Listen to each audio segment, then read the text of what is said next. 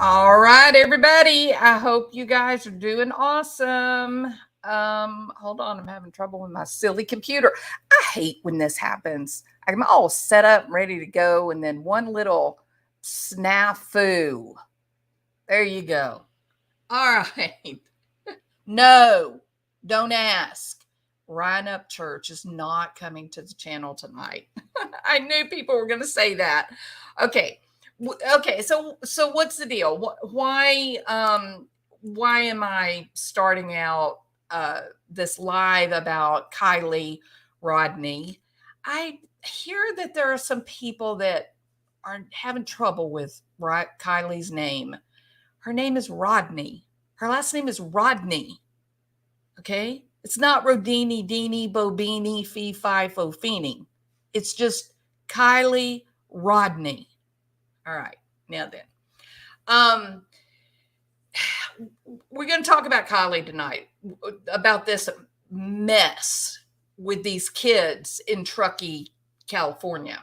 It's a mess. Make no mistake about it. It's a mess. Now, there could be any manner of reasons that these kids are behaving as they are, and I think that the majority of us can guess what may be going on with their little sweet souls, that they're having a little trouble finding the motivation to work with the police. You heard me right. They're having a little bit of trouble feeling activated to go to the cops and say, hey, I understand my friend is missing and you guys are trying to help and find her. And I really didn't realize, that I could be of help. You want my phone? Here, take it. You have complete freedom to go through every bit of it, look at it, whatever you need, as long as you give me a piece of paper that says you will not prosecute me for any crimes I may have committed. But I do want to find my friend very much. And if the photographs or the videos that I may or may not have taken at any point from August the 3rd forward, well, then I want you guys at the FBI and Sheriff's Department, I want you guys to have those pictures and videos. No, not one kid, not one has come forward. What?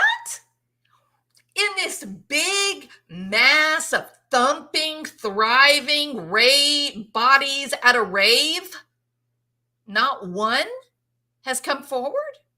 Not one has looked at their photographs from the night or their videos from the night and said, oh my God, there she is. Oh my God, I don't know her. But look, here she is. This is crazy. Maybe I should take this to the police and let them look and see what they see.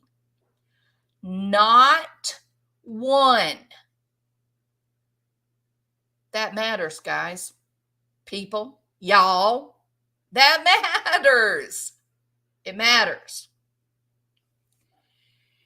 Now, there's a few things that are notable. And the first thing, let me get over here to this picture real quick. The first thing that is notable from my point of view is this picture right here. And you go, but Jules, that's nothing. Like, what do you mean? Why are all those parents and grandparents important? Like what? Well, how many people do y'all see in that picture? I'll tell you what I see. I see more people in that picture right there than I saw in the couple of photographs that had been given to us of what? The big thumping mass of bumping bodies at the rave. Remember what they say, 200-300 people? Oh, yeah. It was a crazy night. It was crazy, truly. Now, this guy comes on the scene that, well, he calls himself Ronnie. Now, I'm going to call him Rando Ronnie because, of the whole Johnny Depp Amber Heard thing, right? Rando number one, Rando number two. You and I were like Rando number 10,465 and 66. But we got Rando Ronnie, number one in the disappearance of Kiely Rodni, not Rodney, Dodney, Bobini, Fofini, just Rodney. Okay, Rodni. It's a fairly simple word to pronounce. Now then, so actually, it was Upchurch that ended up kind of shining the spotlight on Rando Ronnie, right? If you don't know what I'm talking about, well, it all happened last week on Icked Mel, his channel. And Ryan Upchurch is a true crime fan. He gets into some of these cases. He occasionally goes on panels with people and talks to them about the case and whatnot. And so in this particular case, he's really gotten involved, and he's pretty certain that this rando that called into Icked Mel's channel to talk about the party of 300 people that no one took any pictures of, that he was listening at the time that this rando called in, and he couldn't contain himself. Well, if any of you if y'all don't know who Ryan Upchurch is, he very often does not contain himself. Okay, it's really kind of not in his nature. Let's say that Ryan Upchurch is suffering from a excess of personality, shall we? Okay, he's a funny guy. He will definitely make you laugh. He also likes the cursey words, the big ones. So if you're, easily offended, clutching your pearls, you may need your smelling salts if you're going to try to listen to any of his videos. But he is very energetic, and he has a huge imagination, and that all kind of coalesces into a very entertaining, hour. That you may find yourself a little shocked and out of breath before it's over. So I don't go over there and listen if you've got a heart condition. Okay. All right. Now then. So Ryan was listening to this guy Ronnie, and so he ends up going up. He calls into Icked Mel's channel, and he's pretty upset about Ronnie. Now, that background given, okay, now I'm going to play a video. Now Ryan, I was on Zab Girl the other night, and Ryan Upchurch was there, and he said that people could use this video. So he's not going to care if I play this video. But any of you, let me say this before I go over to the video. Any of you that have the video of Jagger where he's got his car and he's got like, I don't know, is it like smoke or lightning coming out of the back of the tailpipe? Do y'all know what I'm talking about? I don't remember if it was on TikTok or Instagram. I looked for it and I couldn't find it. Thank you, Makeup with Jackie. Aren't you a sweetheart? Thank you so much. I appreciate that, truly. Hey, Gonzo.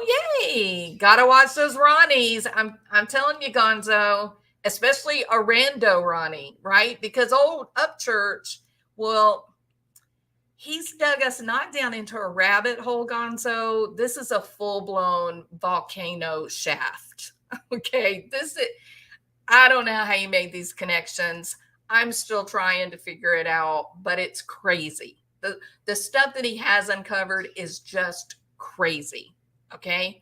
So all I can say, if you're going to go over and listen to Ryan Upchurch on his information that where he's covering the disappearance of Kiely Rodni, strap in and hang on for the ride, because he talks fast.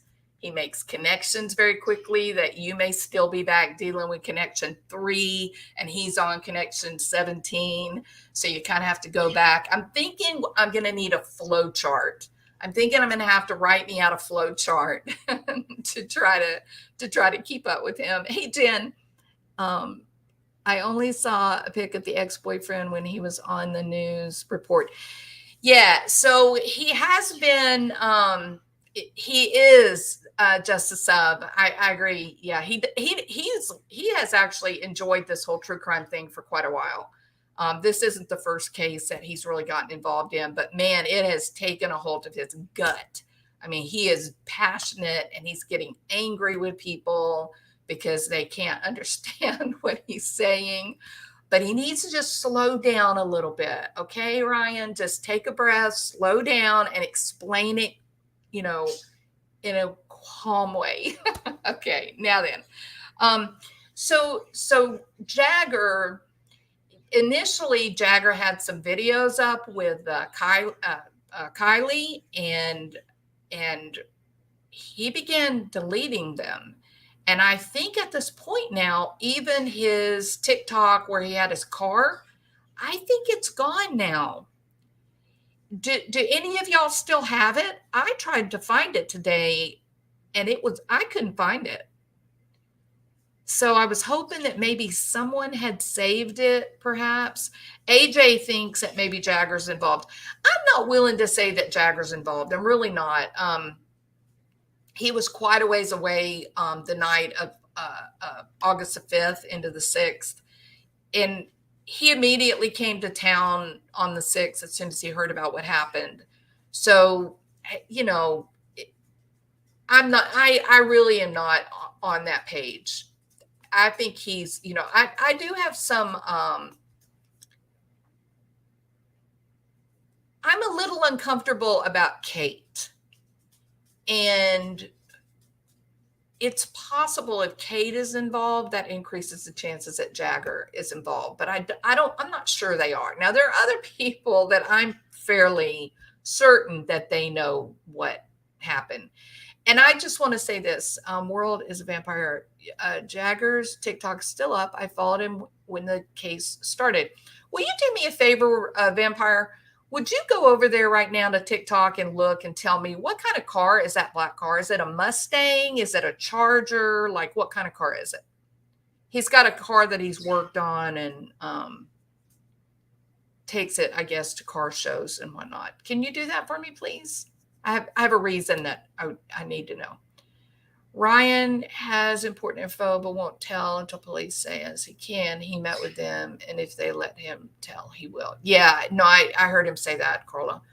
Okay, now then, so let me just, we'll just kind of start breaking this down, and hopefully World is a Vampire will come back, and he'll be able to tell us if Jagger's car, if it's a black Mustang, if it's a black Charger, or perhaps you know, some muscle car from the late 60s or 70s. But I just need to know. Thank you, Vampire. Thank you. Okay, so let me go over here so I can switch. All right.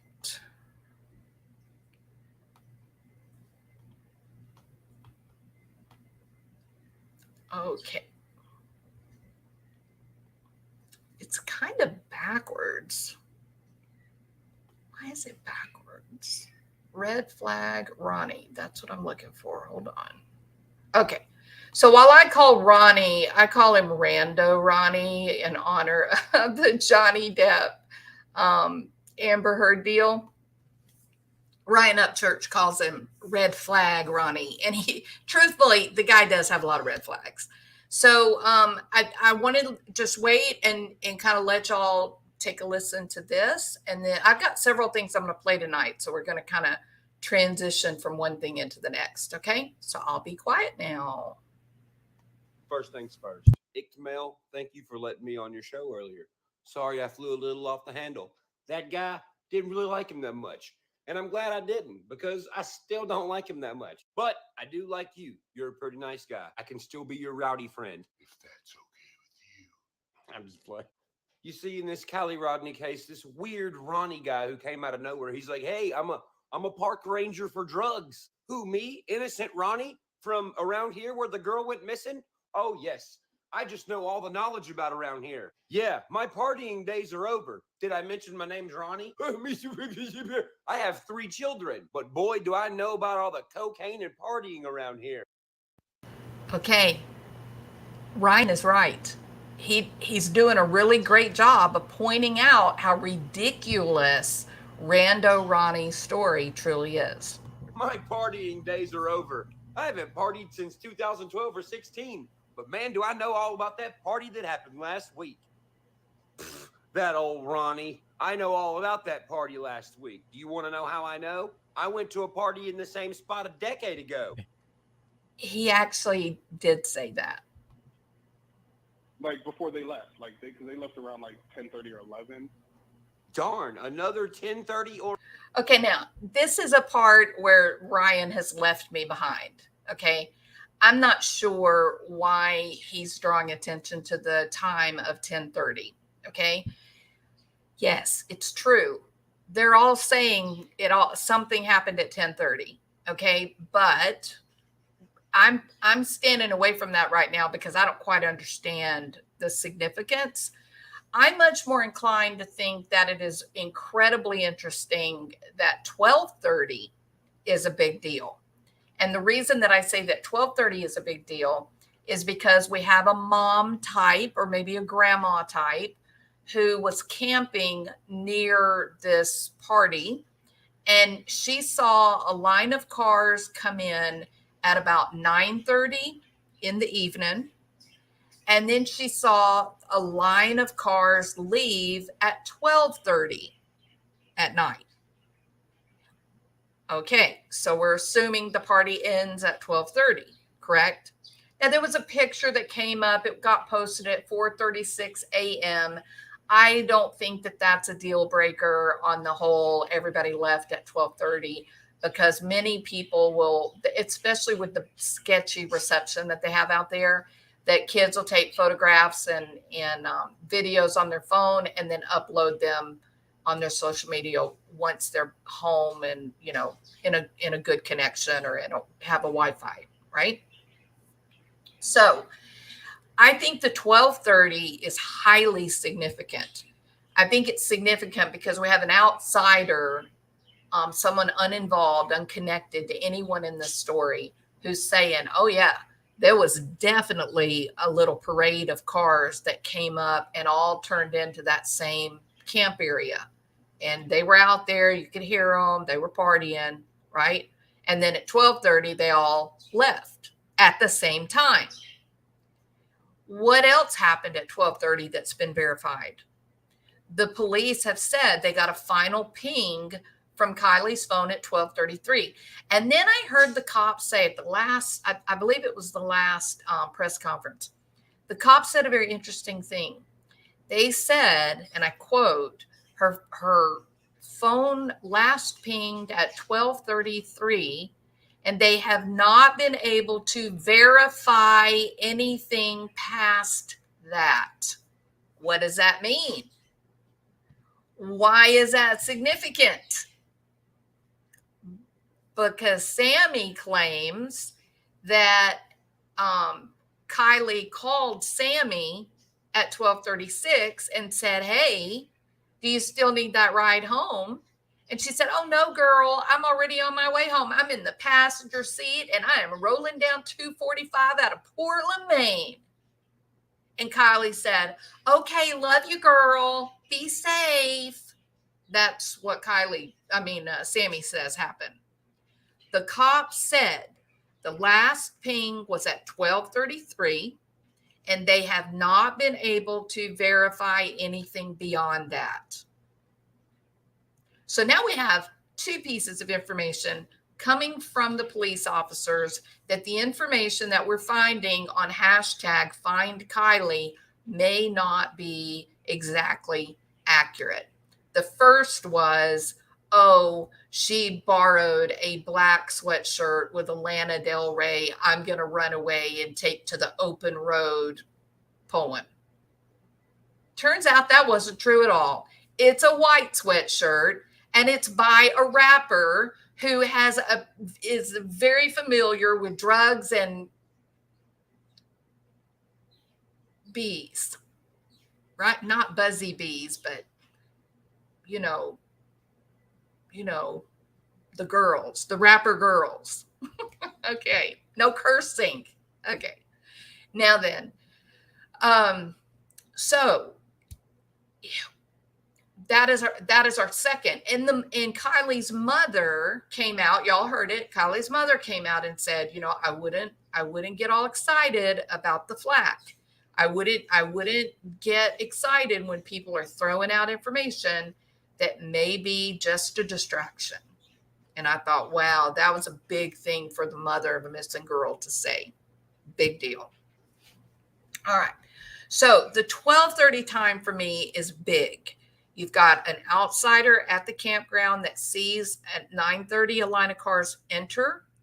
And at 12:30, they all left together.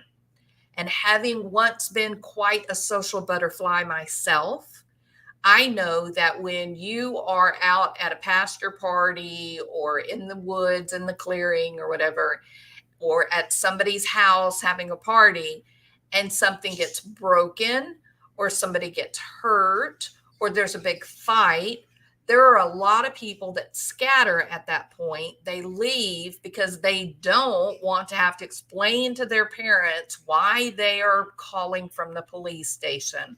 Mom, please come get me. I've been arrested. Right? So that's a pretty good idea for what would make everybody leave a party all at one time. Right? And then we have the ultimate corroboration is that we got a ping at 12:33. So that's not, in true crime, there's no coincidence, y'all. We everybody agrees with that, right? No coincidence in true crime. If you have all these kids leaving at 12:30 all at the same time, and the last verified contact with the phone is at 12:33, well, we're pretty well guaranteed there was an event. There was an event that happened, right? Okay. So 9:30 is interesting. Now, I don't know what it means. I'm pretty sure I know what the 12:30 means. Something went terribly wrong and people had to get out of there, right?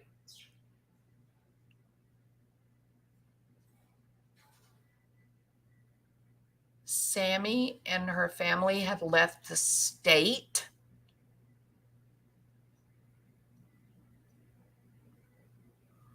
What do you mean, AJ? Are you sure?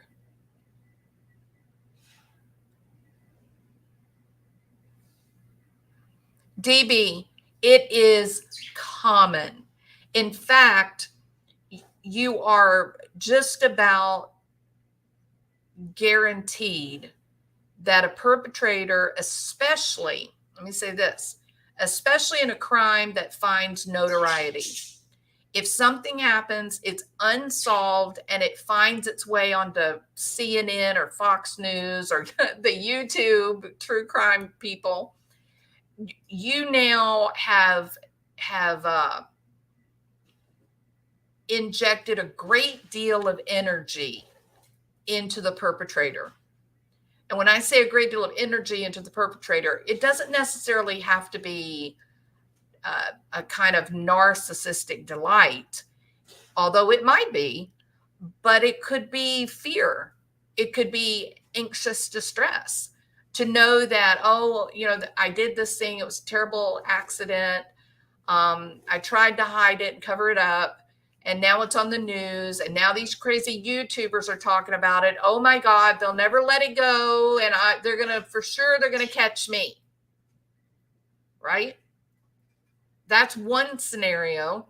But if you've got a serial killer type, if you've got a serial rapist, if you've got someone that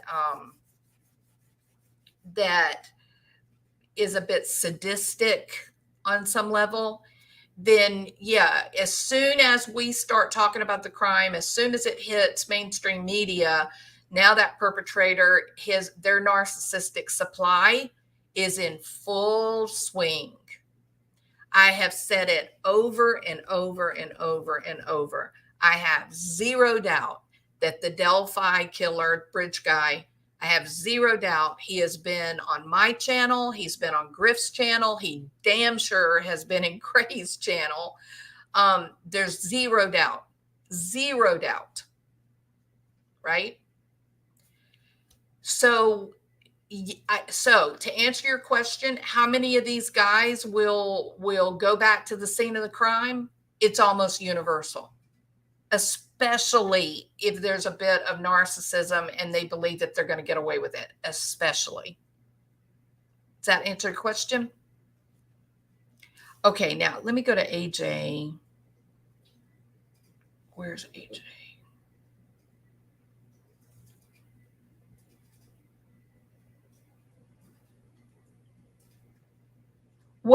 Allison, what channel was that on that you heard that Sammy left the state? I have not heard that at all.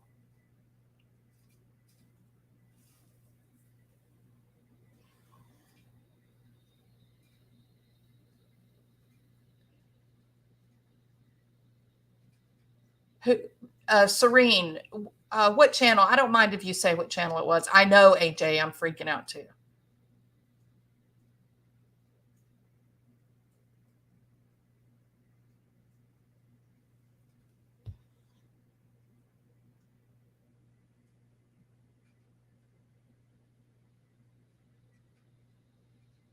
Hey, if it came from Grizzly, I would believe it.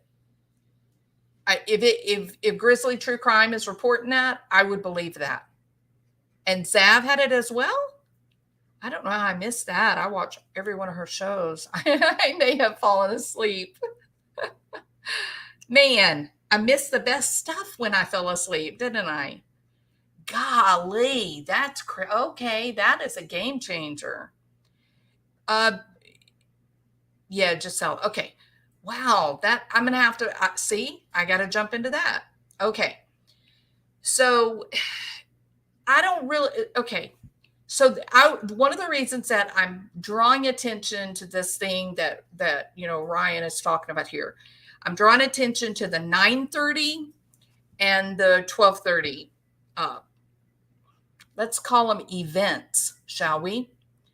These are very important times and I want you to listen to Rando Red Flag Ronnie anytime he talks about time frame. Okay, now here's another thing. I have one huge problem with Rando Ronnie, okay? And it's this. He claims that his two cousins who went to this party, that they found it because they saw it or heard about it being advertised at their college. So his two cousins go to college, right? That's what he's claiming. Was it Sierra College, I think is the name of it? Okay. And that it was being advertised 1 month before August the 5th. They heard about it and they were like, yes, man, let's go party with the little high school teeny boppers. We're big college students. We can find a party anytime, day or night. We can go to the big city and we can go to the nightclubs at Tahoe. I don't know why the hell we're going out to the damn woods in a place called Truckee to hang out with little teeny boppers. But I mean, everybody fill up your drug suitcase. It's going to be a hell of a night. It's going to be one for the books. And they all of these adult men decide to make the trip out to the woods to hang out with teeny boppers. Beats anything I've ever seen. The PI that has been doing, I've seen the PI. Oh, hell, really? So Vampire says that it is the actual private investigator that has said that she has left with her parents. Well, doesn't that beat all? I bet they went to Canada. All right. Now then, Vampire, did you find out what car Jagger has? I know, AJ, but we're going to get there. We're going to get there. Ryan talks very quickly and with a great deal of excitement, but we're going to take it slow so we can try to figure it out.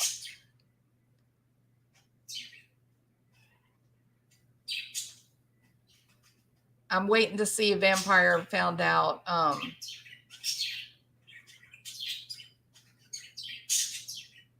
Did we find out what kind of car Jagger has?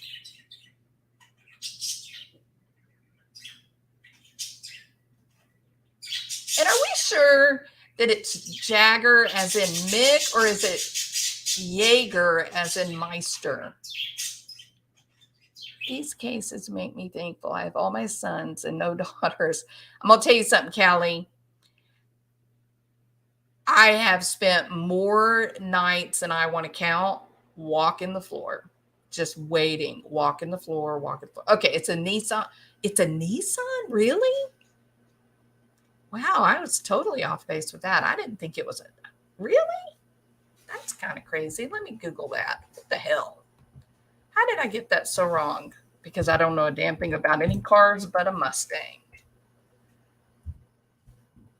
Nissan 350Z? Is that what you said? Oh, and while I'm looking this up to see what a 350Z looks like, I'll tell you that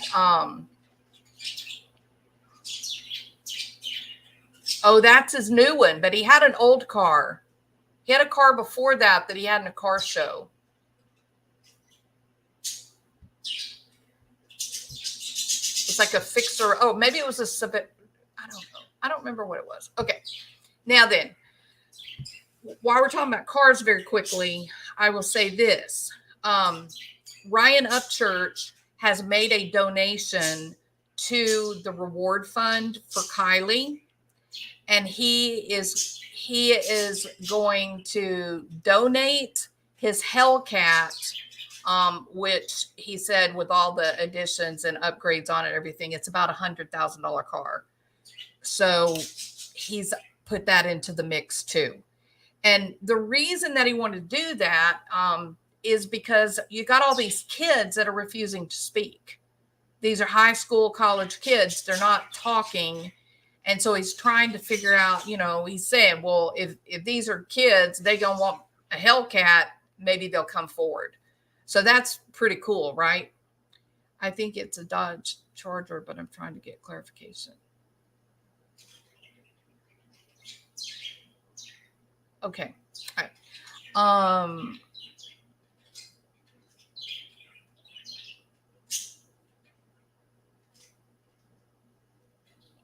Okay. So, I've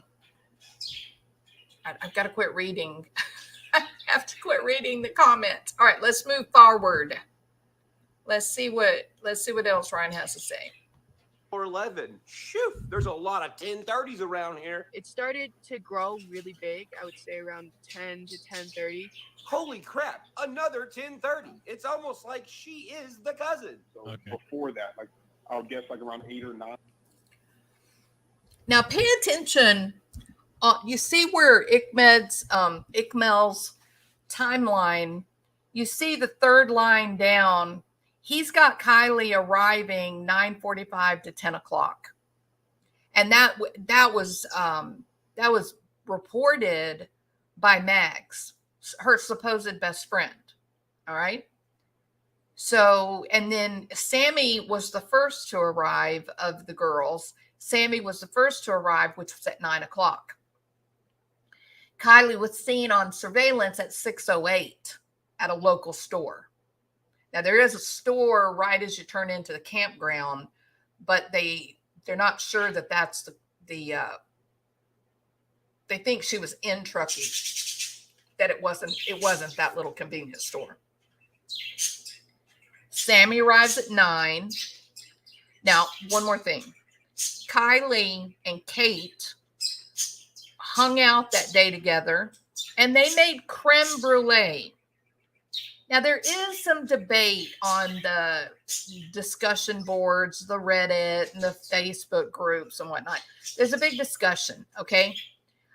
One is obviously creme brulee is, that yummy dessert where they, burn the brandy on top and melt the sugar, right? Put some fruit on top of it, like a custard kind of deal. But apparently you can also use weed to make creme brulee by using some kind of Girl Scout cookies. I don't know. I don't bake with weed, but apparently it's a thing. So it's not quite sure if they were making THC, edibles, or if they were actually making real live creme brulee. But regardless, we do know Kate is on record with the TV crew saying, I stayed with her today. We hung out together today. We made creme brulee. I happen to think she meant real creme brulee and not the weed. Okay. But there are people that are saying that. Okay. So that's important. So they're hanging out during the day. They're making either food or edibles. Well, I guess it's the same thing, but you get my point. And then at 6:08, she's dressed for the party. At 6:08, she's seen on surveillance in her party clothes, according to Sammy and Mags and Kate and Elsa. She's in her party clothes.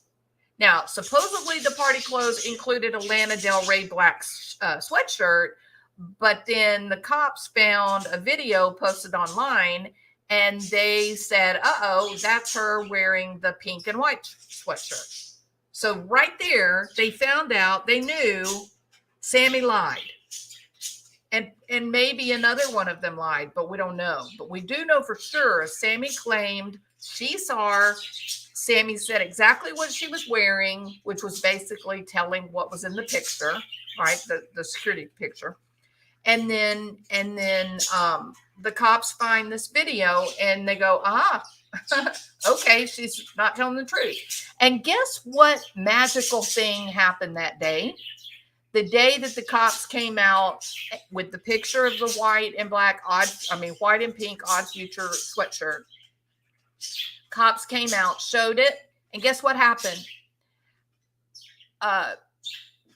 Sammy told YouTube creators, I'm not doing any more videos. Was that a coincidence? Was that a coincidence? There are no coincidences in true crime, people. I believe that in my heart. So we have a timeline here. It's not a very good one. She was already drunk. Dang, Ronnie, did your cousins tell you that? Well, I don't know how your mysterious cousins that weren't there yet seen that, but I damn sure do see Sammy seeing that. Because supposedly she had gotten there around 9, something like that, 10 o'clock. Yeah. Yes. His cousins who don't know who she is at all whatsoever that went to that party knew exactly when the girl they don't know got there. And how the cousins So when they spoke saw to... her, she was drunk. Well, I'll be damned, Ronnie. Your cousins were in the wrong time at the right time at the right and wrong place. Ain't that some shit? But I asked them, I was like, did you guys know her? Like, were you guys friends with her? But they had no type of connection with her whatsoever. Yeah, the two cousins that probably don't exist, that don't know her, in a party of 600 people, when she got there, they were like, look, there's the girl that we don't know. She is drunk. Ah, yes. She must have stuck out like a sore thumb. Who does she think she is coming to this party drinking at this party where everyone's drinking? Weird. But yeah, but for sure, those other drugs were definitely there. Man, this mysterious Ronnie and the man. Come on. Did you hear what he said? Oh, yeah, these drugs, they were definitely there. How would he know? He claims it was his cousins that were there. Egg and the Sammy, woof. They seem like they really know each other pretty well. Damn. I don't know if she participated, but that it'd be unfortunate if she did because with cocaine you can't tell what it's laced with because a lot of the coke out here is not pure cocaine. See, this is what makes me think you're so full of fucking shit, motherfucker. Oh, what? Sorry about the language. The cocaine, and it's just not the same cocaine. It's not. It's laced. The cocaine is. Do you know somebody that came there with cocaine, motherfucker? It sounds like you do know somebody that came there with cocaine. And David. Okay, now he's getting very excited. He does that though. He suffers an excess of personality. Okay, all right, but he's a good guy. He's smart. All right. So this is the reason why Ryan Upchurch is being connected to all of this discussion about the disappearance of Kiely.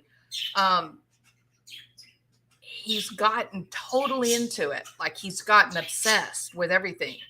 And so he had this guy calls Icked Mel's channel. He talks and runs his mouth. And Ryan is listening, as he often does.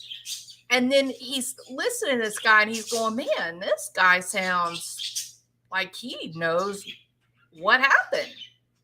And so he calls in then to Icked Mel's channel and talks to the guy as Icked Mel just sits there and listens. And before it's over with, the very first night, Ryan had already begun to expose the guy.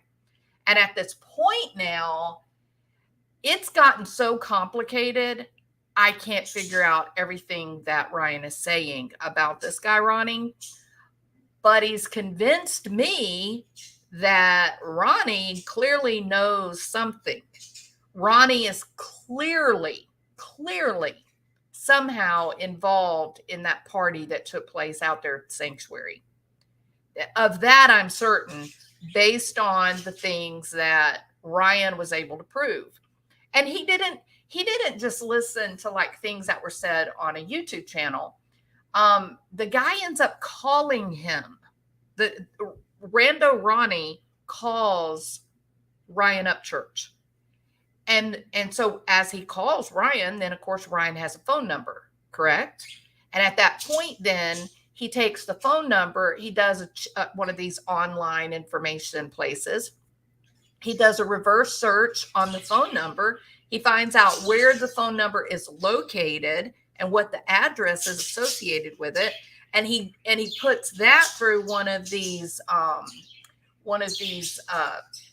like background check engines and unveiled a jaw-dropping amount of information.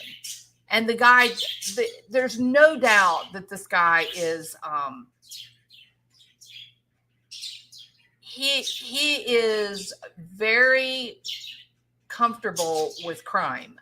And one of the reasons I say it's very comfortable with crime is because he's got a car listed that's been sold like 22, 23 different times. The same car, which basically that's one of the ways that people like will wash drug money, right? They'll have drug money. You got to be able to claim it to really be able to make a big purchase or anything. And so you buy, sell, same car.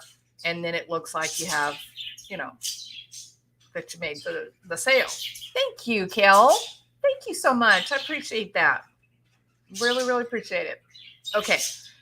So, all right. Now then, I'm not going to play any more of Ryan's video. I'll put up a link to his channel. Not that you'll have any trouble finding him.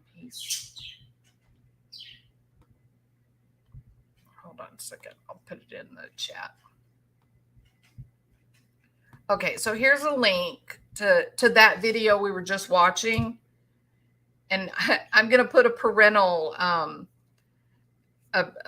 tag on it that, lots of cursey words. Okay, he's pretty a little rough around the edges, but he's a good guy.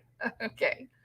All right. Now then, the next thing I want to do is, okay, I'm going to show a picture of who Rando Ronnie claims to be.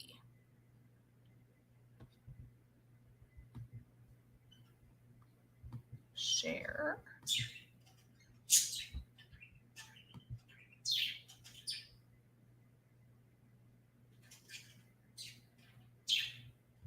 Not that one, not that one. Is it that one? Nope. Yeah. Well, that's not the one I want to show. That one's one. Okay, share. Okay. So this is the photograph that Rando Ronnie gave to Icked Mel to prove to Mel who he was. Okay. Yeah, Icked Mel is always dressed real, super nice. Yeah, he's very fashionable. So here's this supposedly is Icked Mel. Okay.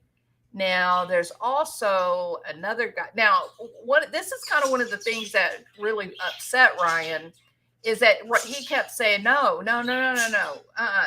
That was a white guy that I was talking to when I called into your show.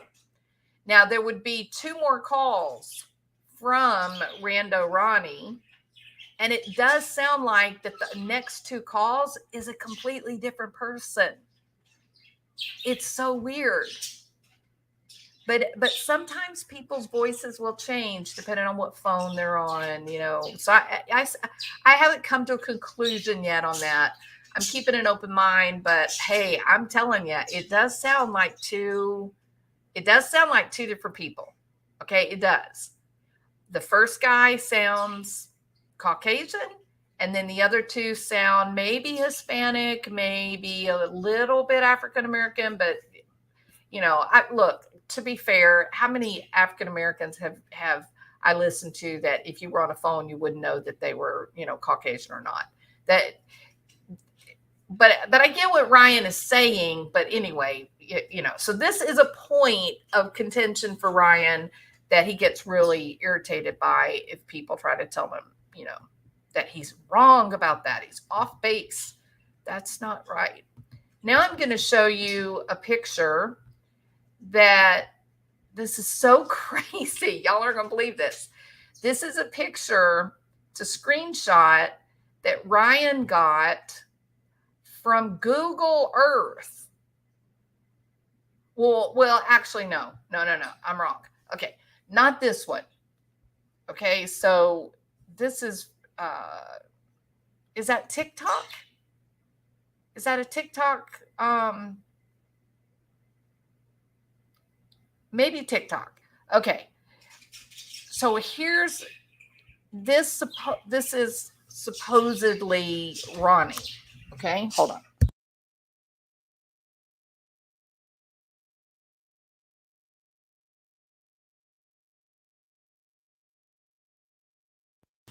Okay. So this is supposedly Ronnie. And, you know, he doesn't look anything like the picture of the man in the fatigues, obviously. And when Ryan was researching all of this address and phone number and whatnot, he ends up getting the address, and he went to Google Earth. And when he got on Google Earth and went to the address, this car was sitting in the driveway, and there was 2 men sitting out in the garage, and one of the men was this guy. So they know they have the right. He knows he has the right people. It's the craziest story. Now there's another guy involved. Okay.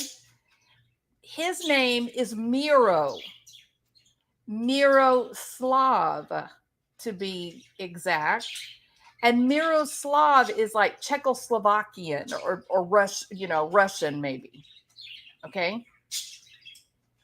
Well, the guy that's in the garage who's sitting there, he's got some shoes on. And this is a TikTok from like, oh, can I remember? Not TikTok, Google Earth. I think it's from, what did he say? From 2000, must be 2016, I believe. And the shoes that the guy's wearing in the garage on Google Earth. This is a Google Earth photograph where he zoomed in, you know, and he could see the guy's got some very distinctive tennis shoes on. And when you go to Miroslav, when you go to his account, his social media, Ryan found a photograph of Miro wearing the same damn shoes. And this guy that the picture's up, this guy was using the name Miro underneath his heading. It's absolutely nuts. It is nuts. Nuts, nuts, nuts. I don't remember what is on this video. Let me see. Do you see the inside? I think he's going to show this. Let me make sure. Okay, y'all can still. Let me make sure y'all can see that. Of this fucking car. The inside of the car is the same motherfucking Challenger. The same Challenger. There's the Icked Mel dude. And not to mention, look at him. Why in the fuck is he reviewing what he already said? Okay, now look.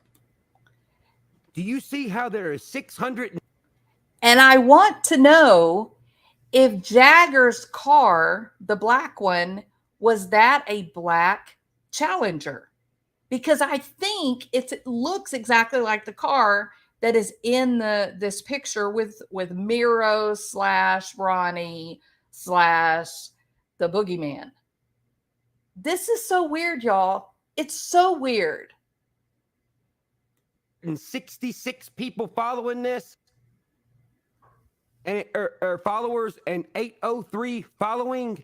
Okay, well, he changed that. He deleted all this because he got fucking scared. Yeah, and so now the guy has deleted all of his social media. Looks like this morning. Okay, look at the numbers. 667 and now 804. Hello. It says Miro, stupid.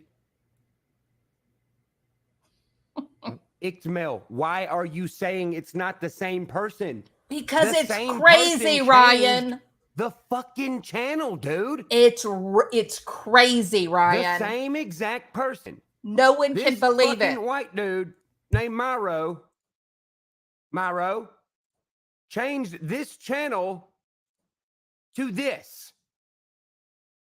Why are you backing him up so much? What the fuck is your deal? Well, it's okay. He's not backing him up. He's trying. This is a very difficult story to accept. Am I right? Look, the information he's putting out there is real. I mean, what Ryan has put out there is real, and it's so real that he has contacted the sheriff's department. He's turned over information to the sheriff's department that they have accepted from him and said, you know, keep this under wraps. Not this particular thing, but something else that he found in all of this.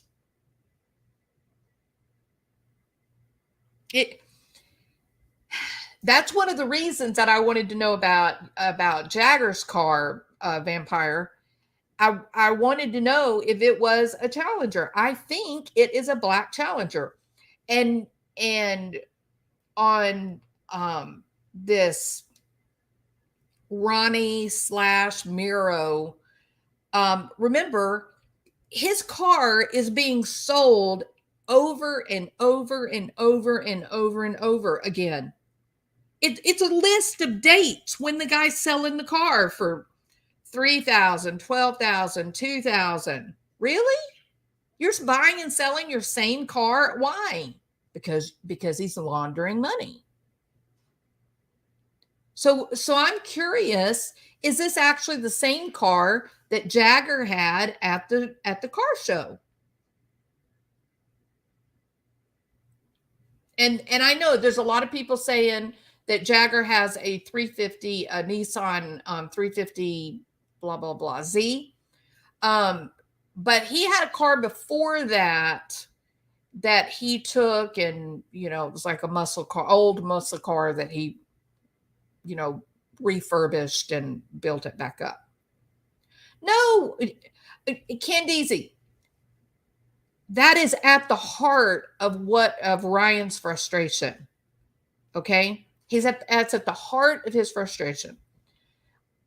Icked Mel is a conduit for Ronnie to pass along information for Ronnie. So if Ronnie wants to put up a photograph that he's got red hair and freckles, then Icked Mel will put the photograph up. Say, oh, no. Ronnie's not African American. Ronnie's not Caucasian. Or Ronnie's got red hair and freckles, right? Icked Mel has no special knowledge of being able to verify that Ronnie Jones is African American. It's just going by what Ronnie says, right? That's all. It's just what he says. Okay. Well, no, I know you say, look at his TikTok. Okay. But have y'all ever watched Catfish? Nobody in here has ever watched Catfish. There are plenty of people online.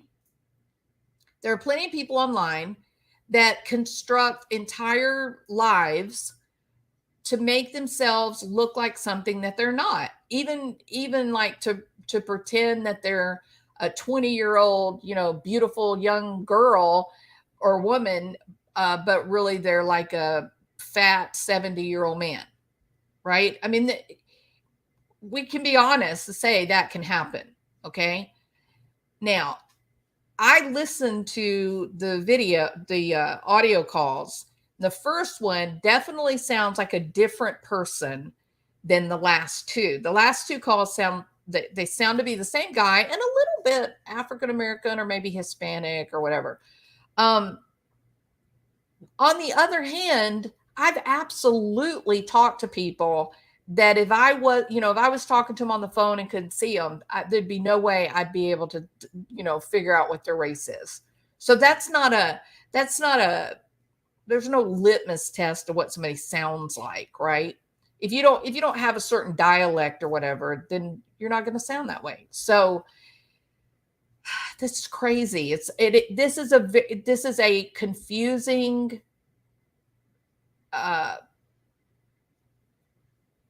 these kids have created a mess. Let me put it that way. These kids in Truckee, whatever went down, someone has manipulated and engineered a situation that is messy. Messy, messy, messy.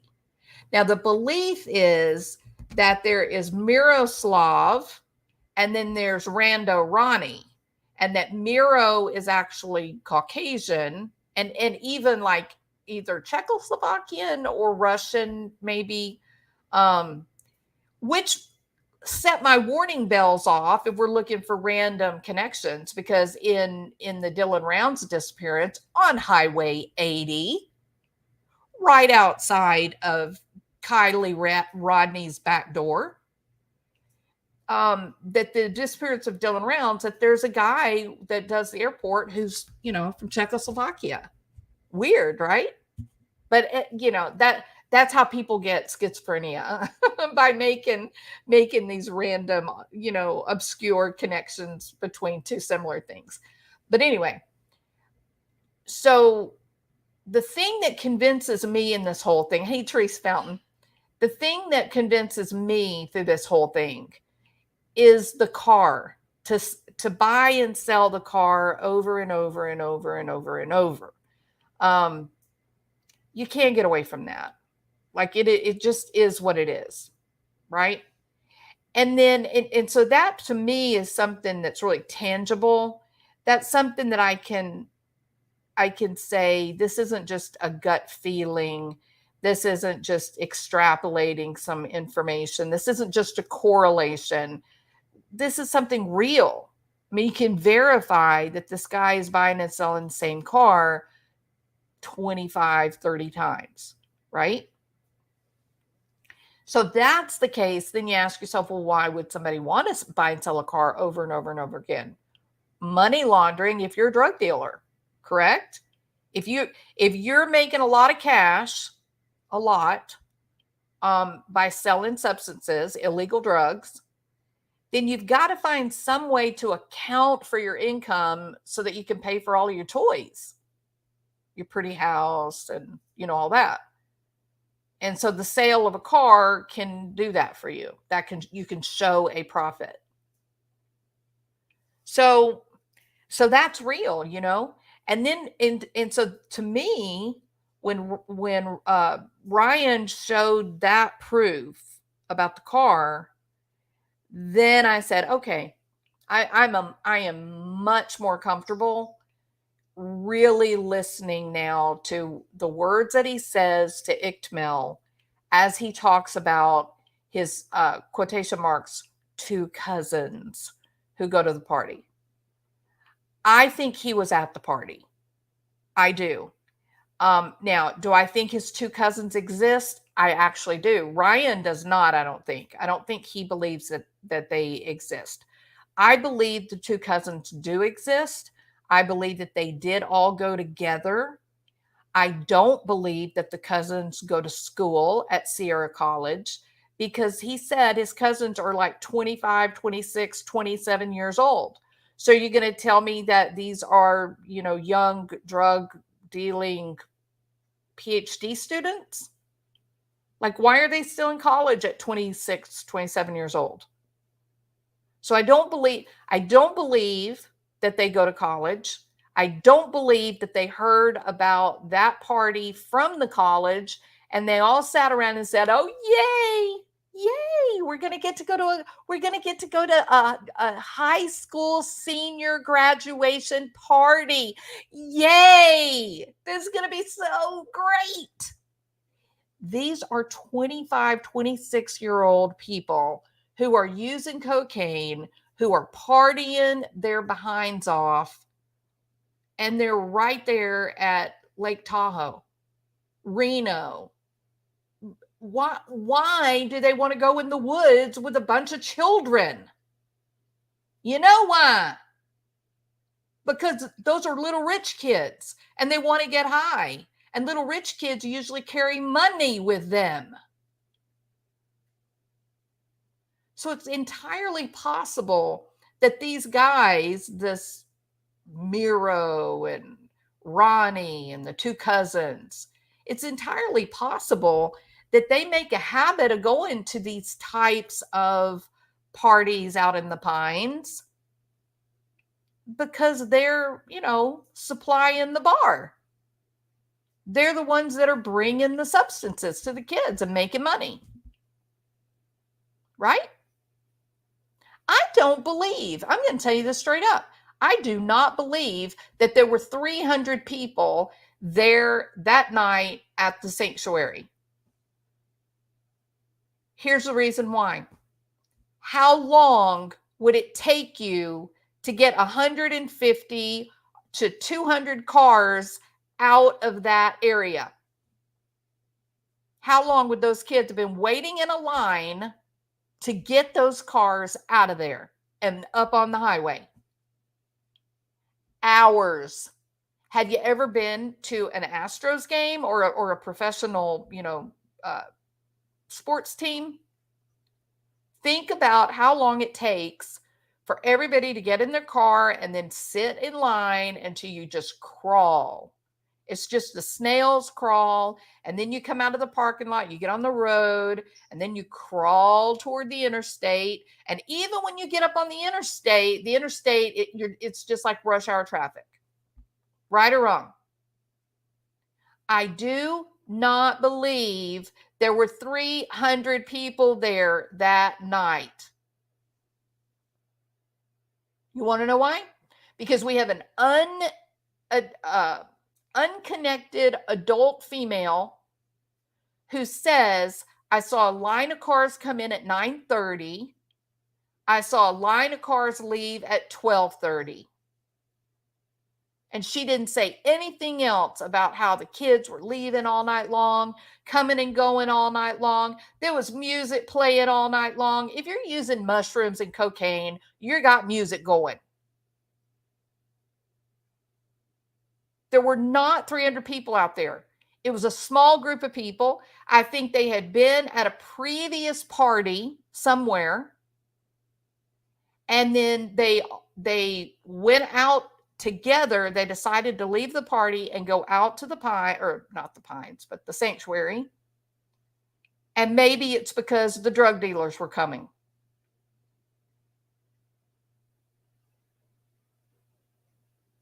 Right? I think there was a fight. I think there was some disagreement between Kiely and some of the girls. In fact, I think in a way, maybe she was set up, cornered in a way, set up. And a terrible accident happened. I don't think anyone planned on this nightmare to happen. I think it was all an accident, a terrible accident. And then once the deed was done, maybe she overdosed, maybe she drank too much, maybe she hit her head, maybe she got in a fight and somebody knocked her out, maybe she, got pushed and fell backwards and hit her head on a rock. I don't know. There's all sorts of manner of things that can happen. Jenny keeps screaming no. But the point is that the only way, let's see, what did Mark Twain say? The only way to keep a secret is if only one person knows. That's the only way to keep a secret.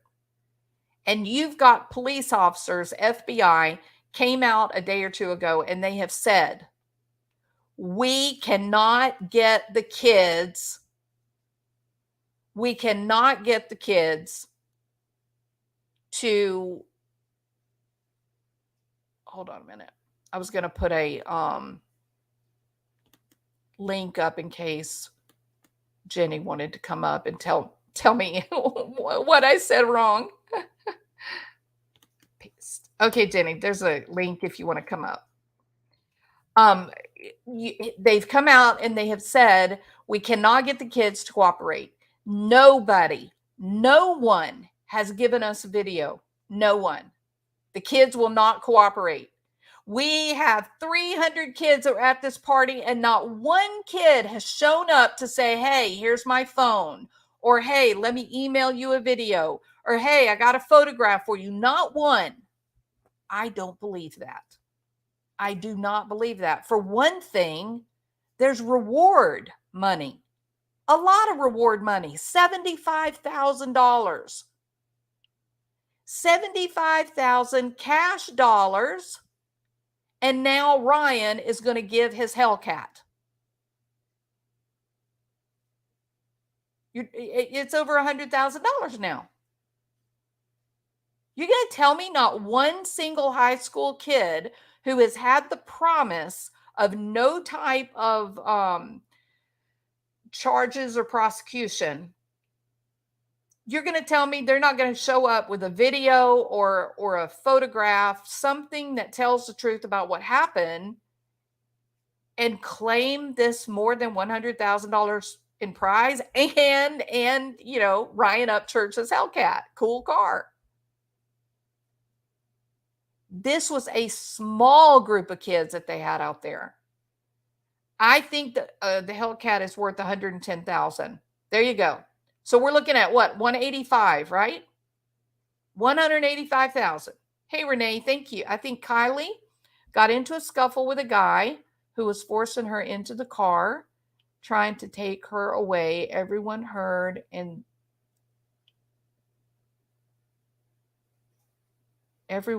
saw and scrammed out of there. But you don't think they would have called the cops if someone was taking her?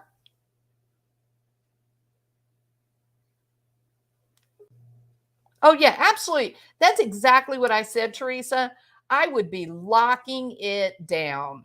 I would. I would have every parent up there at the sheriff's department, and I would tell them, we are fixing to get tough on your kids.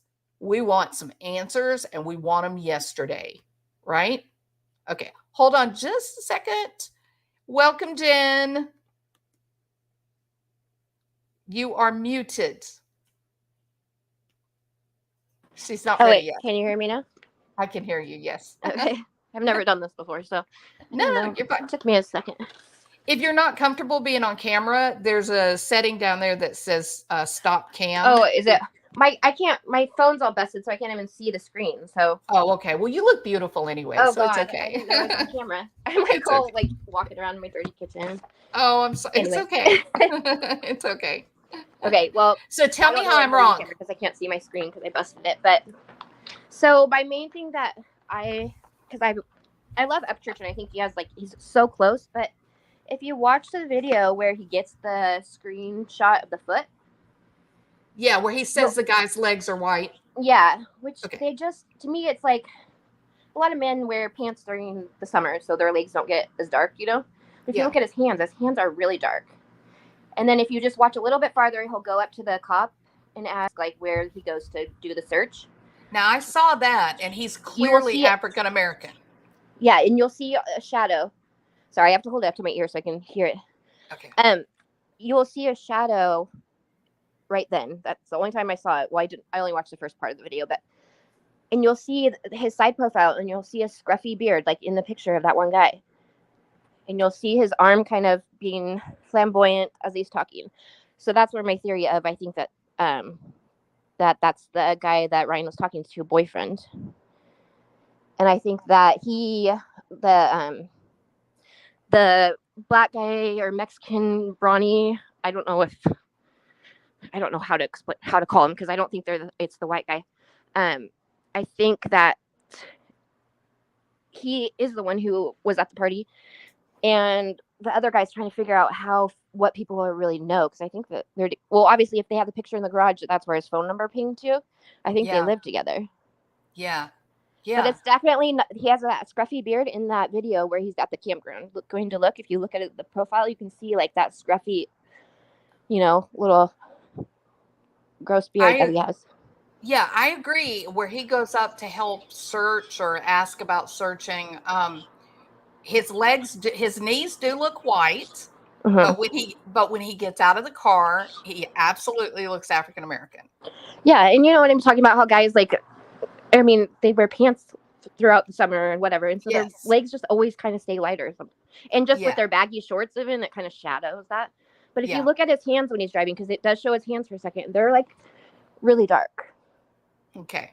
And so I think they're two you different people.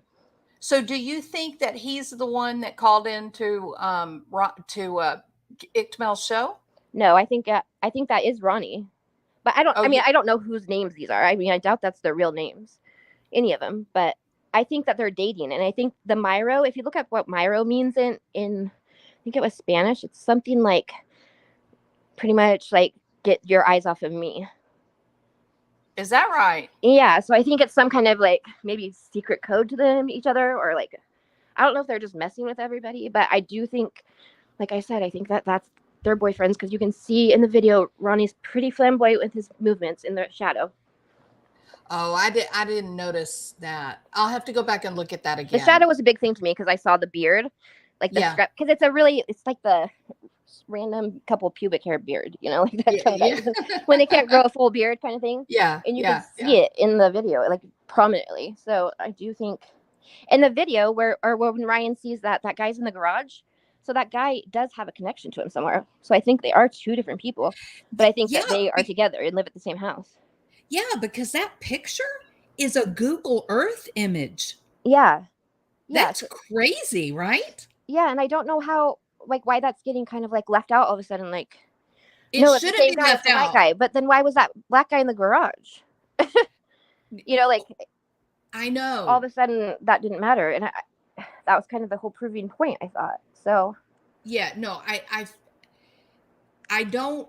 Okay, so Ryan is very smart, and he talks very quickly. He's thinking very quickly, And so it's hard to follow when he gets really excited, right? Yeah, it took me for a while to like be like, wait, and then I was like, no, I think you're there, Ryan, but I mean, so close, but yet he like switched it back to it being the same guy, and I don't think it's the same guy, but I do think they're connected very, very closely. I think there are multiple guys. That's what I think. Yeah, I and what think they're working together, and I think it's all about the drugs and then the money laundering to hide the drug money.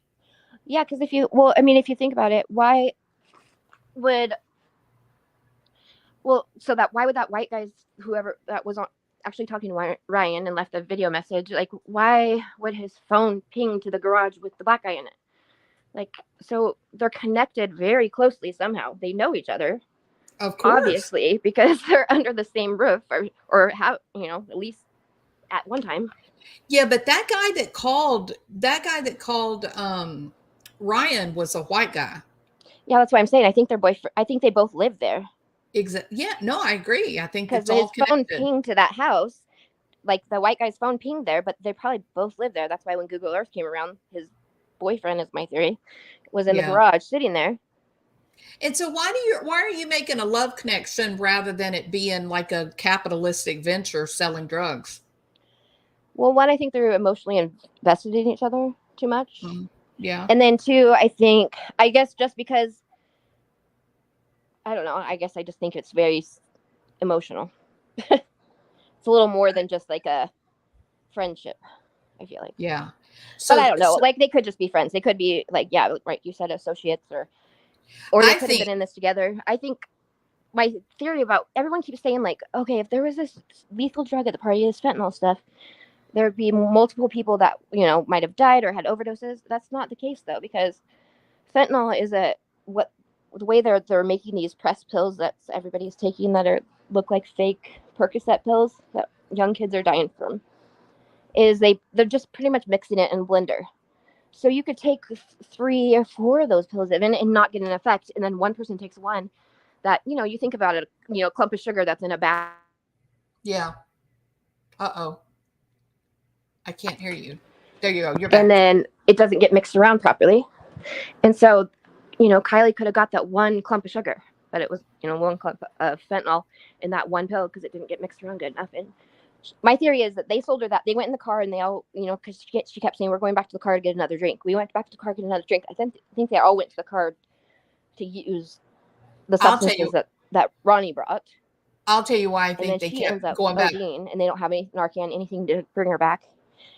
They end up hiding the stuff. The reason why when Sammy calls and at the last time she talked to him, I think she called Kiely's phone and Ronnie answered, and it was to where she could pick them up from because they ditched the car. Wait a minute. Say that again. That Sammy called and Ronnie had Kiely's phone. Can you hear me? Hello. You can't hear me? Hello. I can hear you. Personality. She's gone. Okay. He's a funny guy. He will definitely make you laugh. He also likes the cursing. Okay, that got weird very quickly, didn't it? Okay, she'll come back. Let me Need yourself. No.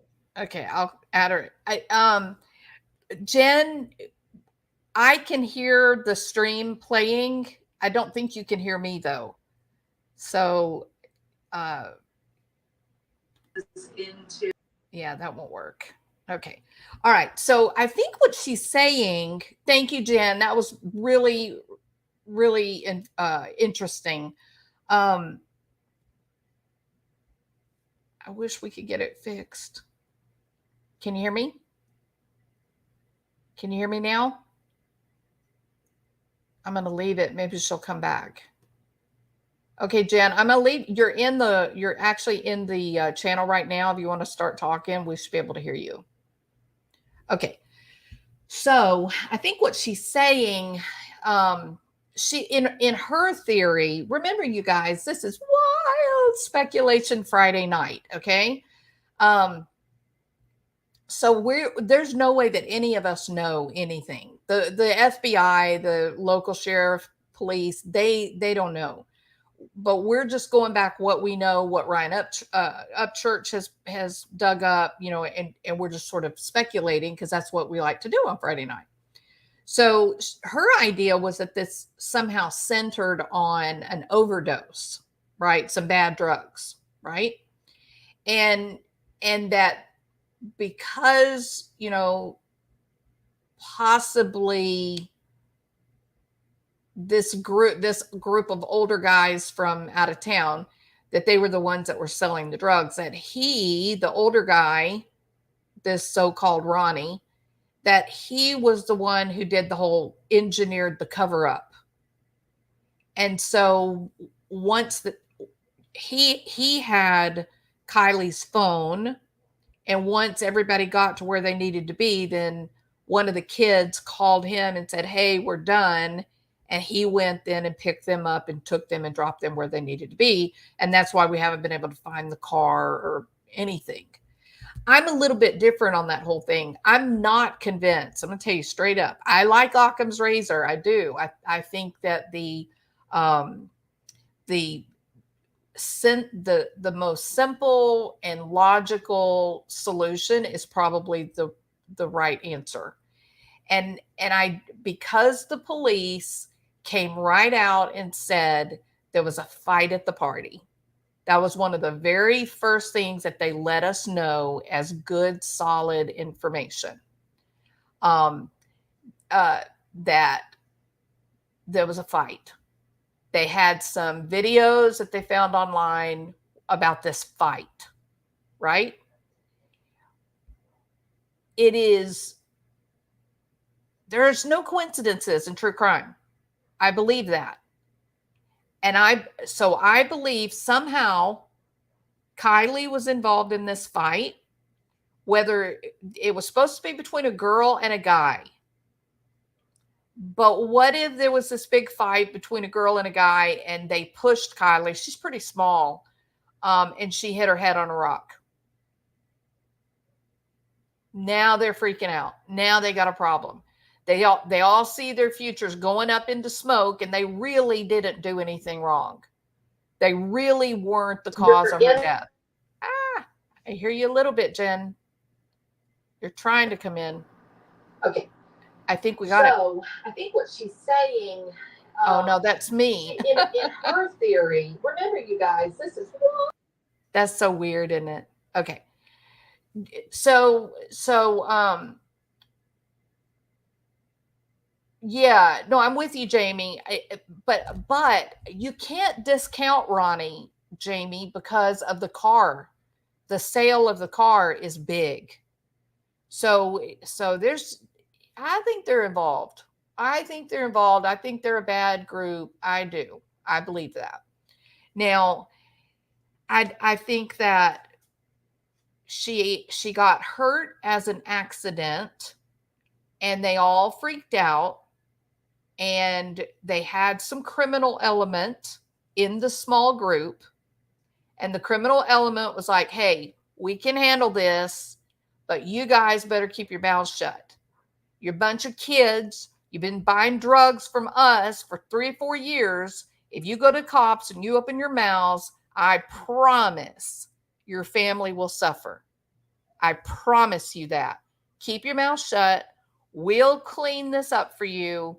And then everybody doesn't remember anything. And that is about the only way that I can come up with that they would be able to control 20, 30, 40 high school kids. That is the only way they would be able to control them. If these kids had regularly gone out to the sanctuary, these drug dealers had regularly come out there, sold the stuff to them, partied with them on the weekend, that kind of thing. Then if those drug dealers had said, "I'm going to do this for you guys. If you open your mouth, I promise I'm going to hurt somebody that you love." Now that gets us to another point. The story is now beginning to spread where Sammy and her parents have skipped town. In fact, they're gone out of the state. Sammy was not going to college out of the state. She had been accepted into the college, the Sierra College. So what if Sammy got scared and came clean? What if Sammy got scared and told her parents, oh my God, here's what really happened. And these are bad people. And I was an idiot to have anything to do with them. But they know who I am. They know who you are. They know where we live. They will hurt us. Then, you're going to pack your family up. You're going to get out of town. It may be a bit hard. Let me say this too. It may be a bit difficult to believe that this sort of mafiosa kind of mentality, that this is something that could exist, in middle, upper class America. But I promise you, I've spoken with plenty of kids that have gotten involved with these dealers, and they are afraid of the dealers. That when the dealers say, I'm going to come kill everybody, they believe them. They really do.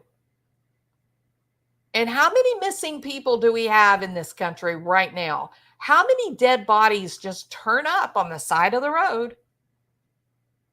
Right? Hey, Shreveport. So where we're living, the way our culture is today is really not the way it was even back like in the 60s and 70s or 90s. It's pretty dark. It's pretty scary. Ronnie guy is suspicious. Anyway, oh, totally. Absolutely, Jody. No, he's it's strange. Even Icked Mel, after the first video, Ryan kind of, started making all these connections, and Icked Mel's like, oh my God, this is so crazy, Ryan, why are you doing this? And he just couldn't, he just thought Ryan was being silly. But then he went back and he played the call again. He played the call for himself, and he listened to himself and the call again. And you could see him changing as he's listening. And he's going, oh, yeah, I didn't catch that the first phone call. But he definitely sounds like he was there. I think at this point, anyone that has listened to those 3 phone calls with Icked Mel, I think we're convinced that this guy was at that party. I happen to think that he's calling them cousins. Maybe they're just 2 drug dealers that go with him. I don't know. Are you back? Yeah, I'm back. Can you hear me? Okay. I could. It was so weird though, because I could hear myself. Yeah, I didn't have the TV up, and then I couldn't hear you and I was like talking. I'm like, oh, I've just been talking to myself for I don't know how long now. No, you're fine. You're perfectly okay. So you believe that it was a fentanyl, a drug overdose, basically? Yeah, so I live in Oregon, which this whole crisis, opioid crisis is crazy here. Yeah, it is. Yeah. And so, honestly, like, there's not one thing it's not in, and people think, they're talking about doing cocaine and stuff. It's stuffed in that cocaine. Like, it's not just like an opiate that it's a filler type situation, but the drug dealers don't care about the people taking the drugs. They're, and it's probably not even, they want the money. Yeah. And it's probably not the person you actually got it from. It's, who knows when it was stepped on far back. So yeah, it's not that crazy. And I think that these young girls, they just watched their friend die, and these guys were saying, you're going to get blamed for this. You're going to get, like, I'm sure they could convince them. They're already that freaked out. It wouldn't surprise me that they could convince them to keep their mouth shut. No, I think they could definitely convince them. I mean, obviously, like you said, we don't know what happened. And I believe saying that there was this massive 200-300 people party. Yeah. That was all part to obfuscate that if people from out of town came, then nobody would know who each other was. Yeah, and that picture of the fight or whatever, and they're trying to say that was Kiely right there. in the black sweatshirt, that the black sweatshirt seems to not even probably be a thing, and that is a white sweatshirt. Yeah. But obviously the white one would have glown. Even in that picture, you would have automatically been able to see a white sweatshirt. So the fact that they're pointing out people that it was that, I think that person had white shoes on even. But I know Ryan pointed out at some point that that wasn't even what she was wearing. But it just seems like they are all their stories, how perfectly worded, like they're all worded the exact same, you know, like in the time exactly when everybody left, and it was creepy, and like all the words that every single person uses is like the same exact words, which doesn't happen when you're just telling an account of what happened to yourself, because everybody has, you know, a little bit different vocabulary, but it's too close. Exactly. Now I'm going to share something now that you've brought that up. Let me share something here.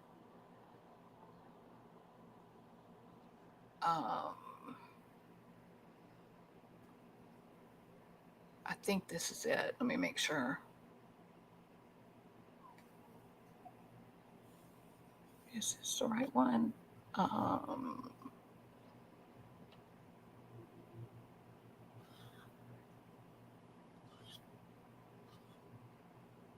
Okay, yeah, this is it. Okay. Sorry. Just wanted, No, I've fine. got a lot of open. I can't imagine. I've always wanted to do this kind of stuff, but I'm so not technologically smart that I no, couldn't even juggle it. I'm so glad you came up. It's awesome.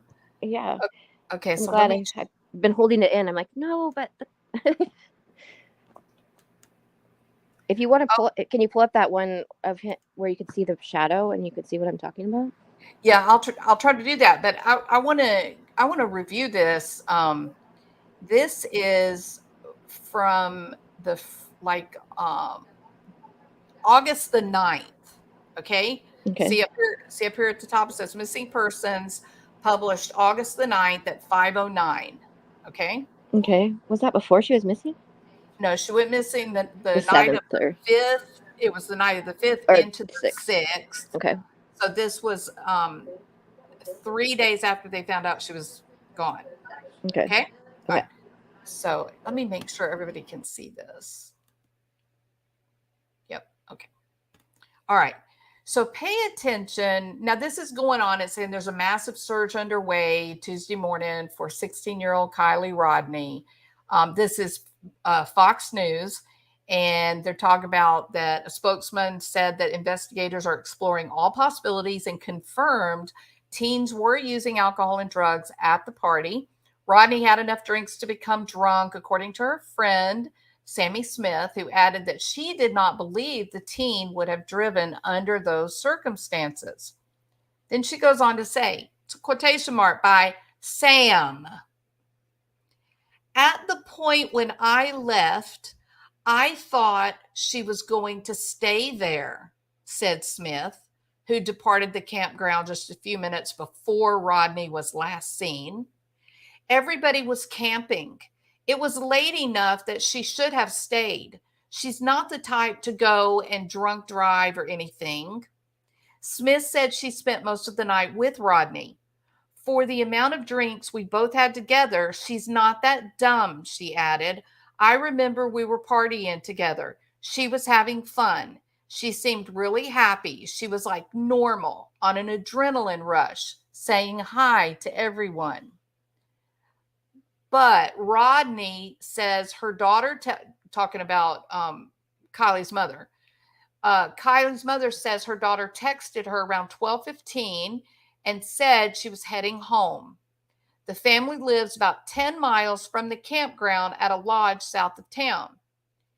Smith, Sam, 18, said that there were plenty of attendees whom she had not previously met. Pay attention, everybody. Listen. But none of them seemed suspicious. None of them gave unwanted attention or followed them around. She said she did not notice anyone much older and that the party consisted mainly of teens, recent graduates, and some college students from the surrounding areas. Some came from as far away as San Francisco, but that was not unusual because the area is a summer vacation town. She said, we met a few strangers there. We both tended to trust people. I say tended to because I don't think I'll ever trust anyone again. But she'll give anyone the benefit of the doubt. I don't know about you guys, but my jaw hit the ground when I read that. This was just days after the disappearance. Smith said there were plenty of people there who she had not previously met, and none of them were suspicious or gave unwanted attention or followed the pair around.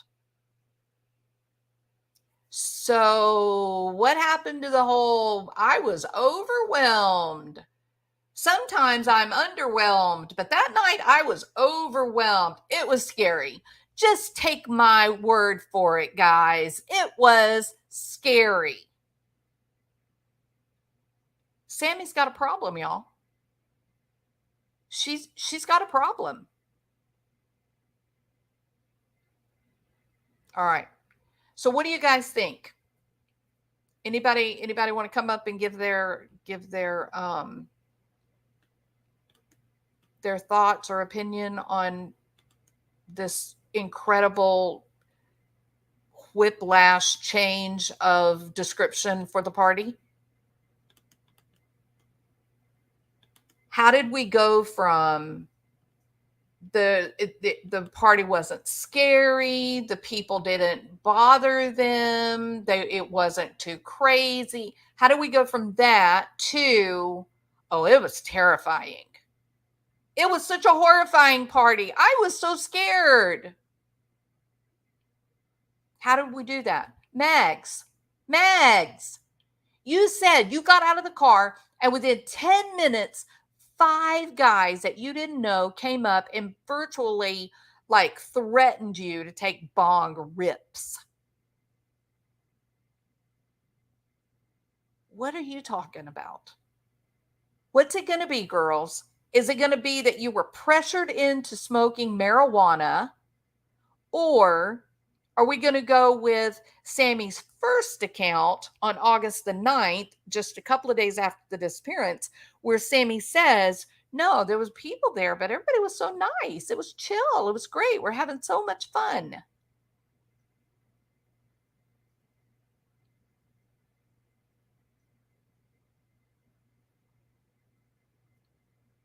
All right.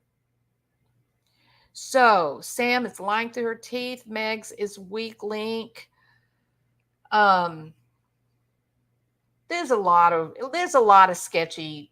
Yeah, no, there's a lot of sketchy things, but I think where people get a bit lost in the narrative is why are you saying this? Why are you talking to Ryan Upchurch? Why are you saying that it was only a few people there? Why are you saying there was no big party, or that the big party was at a different location? But the party that they had at the clearing, at the campground, and remember, something went down because we've got an unrelated mom kind of woman who observes a line of cars coming in at 9:30. They stayed and partied until the line of cars left at 12:30. Correct? Well, so the reason for understanding this idea is that it's a cover-up. The kids are engaging in a cover-up.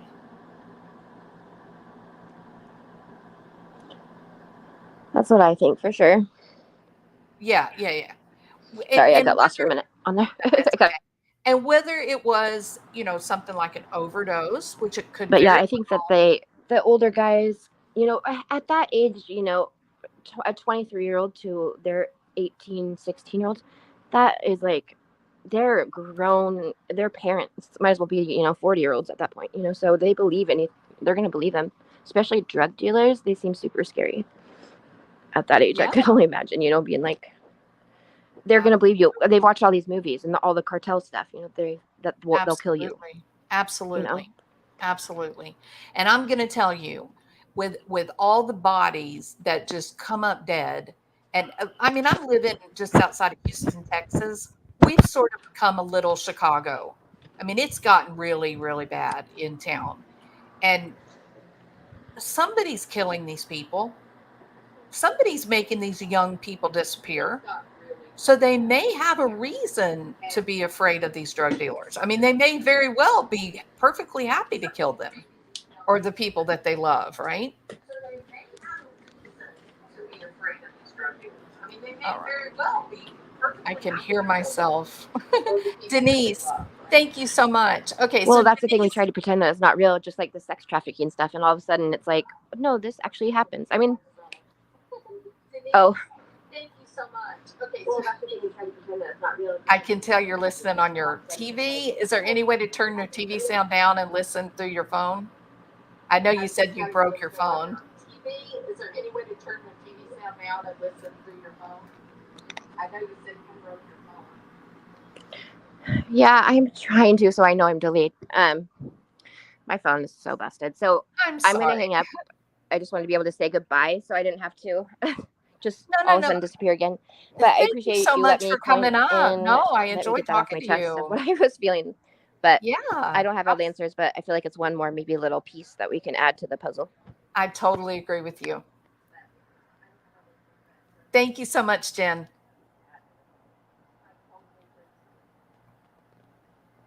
All right, thank you. Bye-bye. Okay, so Jen is on a delay, and that's why I was waiting for her to answer. So anyway, that Jen, thank you so much for coming up. I appreciate that. I like to hear what other people are saying. Now, Denise says, I'm not buying that Kiely was drunk. That is another, first of all, that's another point of contention, right? And it would really, whether you were going to believe that Kiely was under the influence of substances or not, that would depend on what happened that caused her demise, right? I mean, if she's if somebody gave her drugs, then it's possible she was drinking, because what better way of slipping some drugs than to put it in her drink or whatever. But if she somehow got, if she was involved in the fight, that we know the police are the ones that told us there was a fight.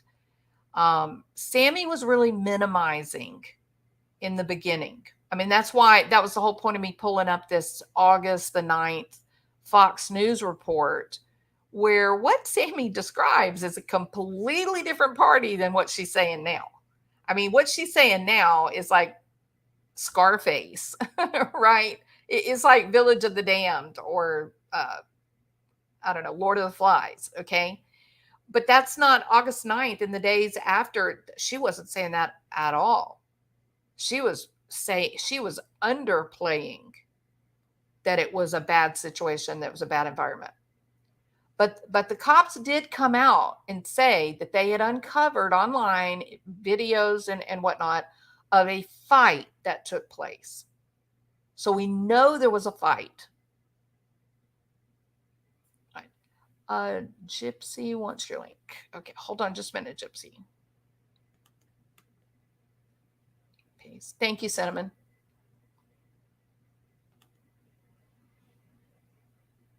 Okay.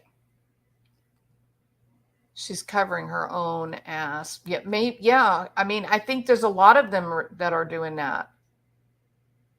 Gypsy, did you see the link? Now the song, gypsies, tramps, and thieves, hear from the people of the town, they call us. Just like blaming Jack the Ripper. Jupiter. All right, adding Gypsy to the stream.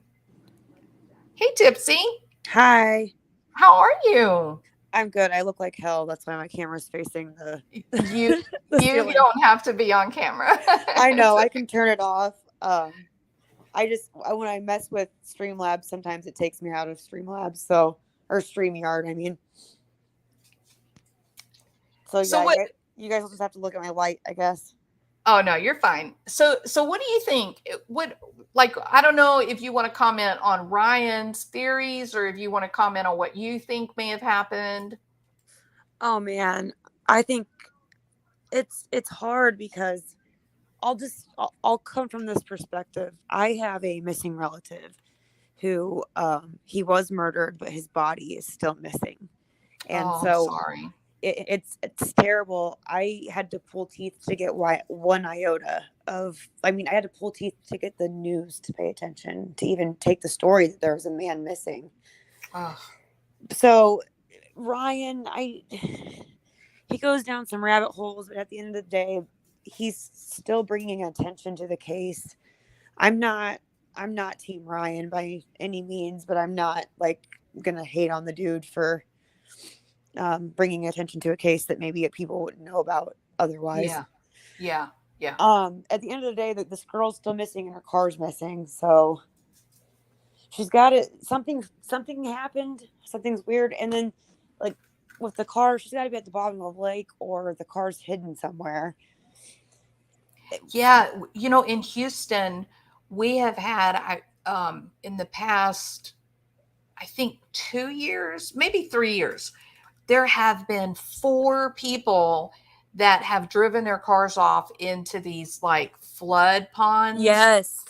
And people are like, oh, they just disappeared in thin air. And then when the divers go in to like collect the golf balls, their car's there and there they are. Yep.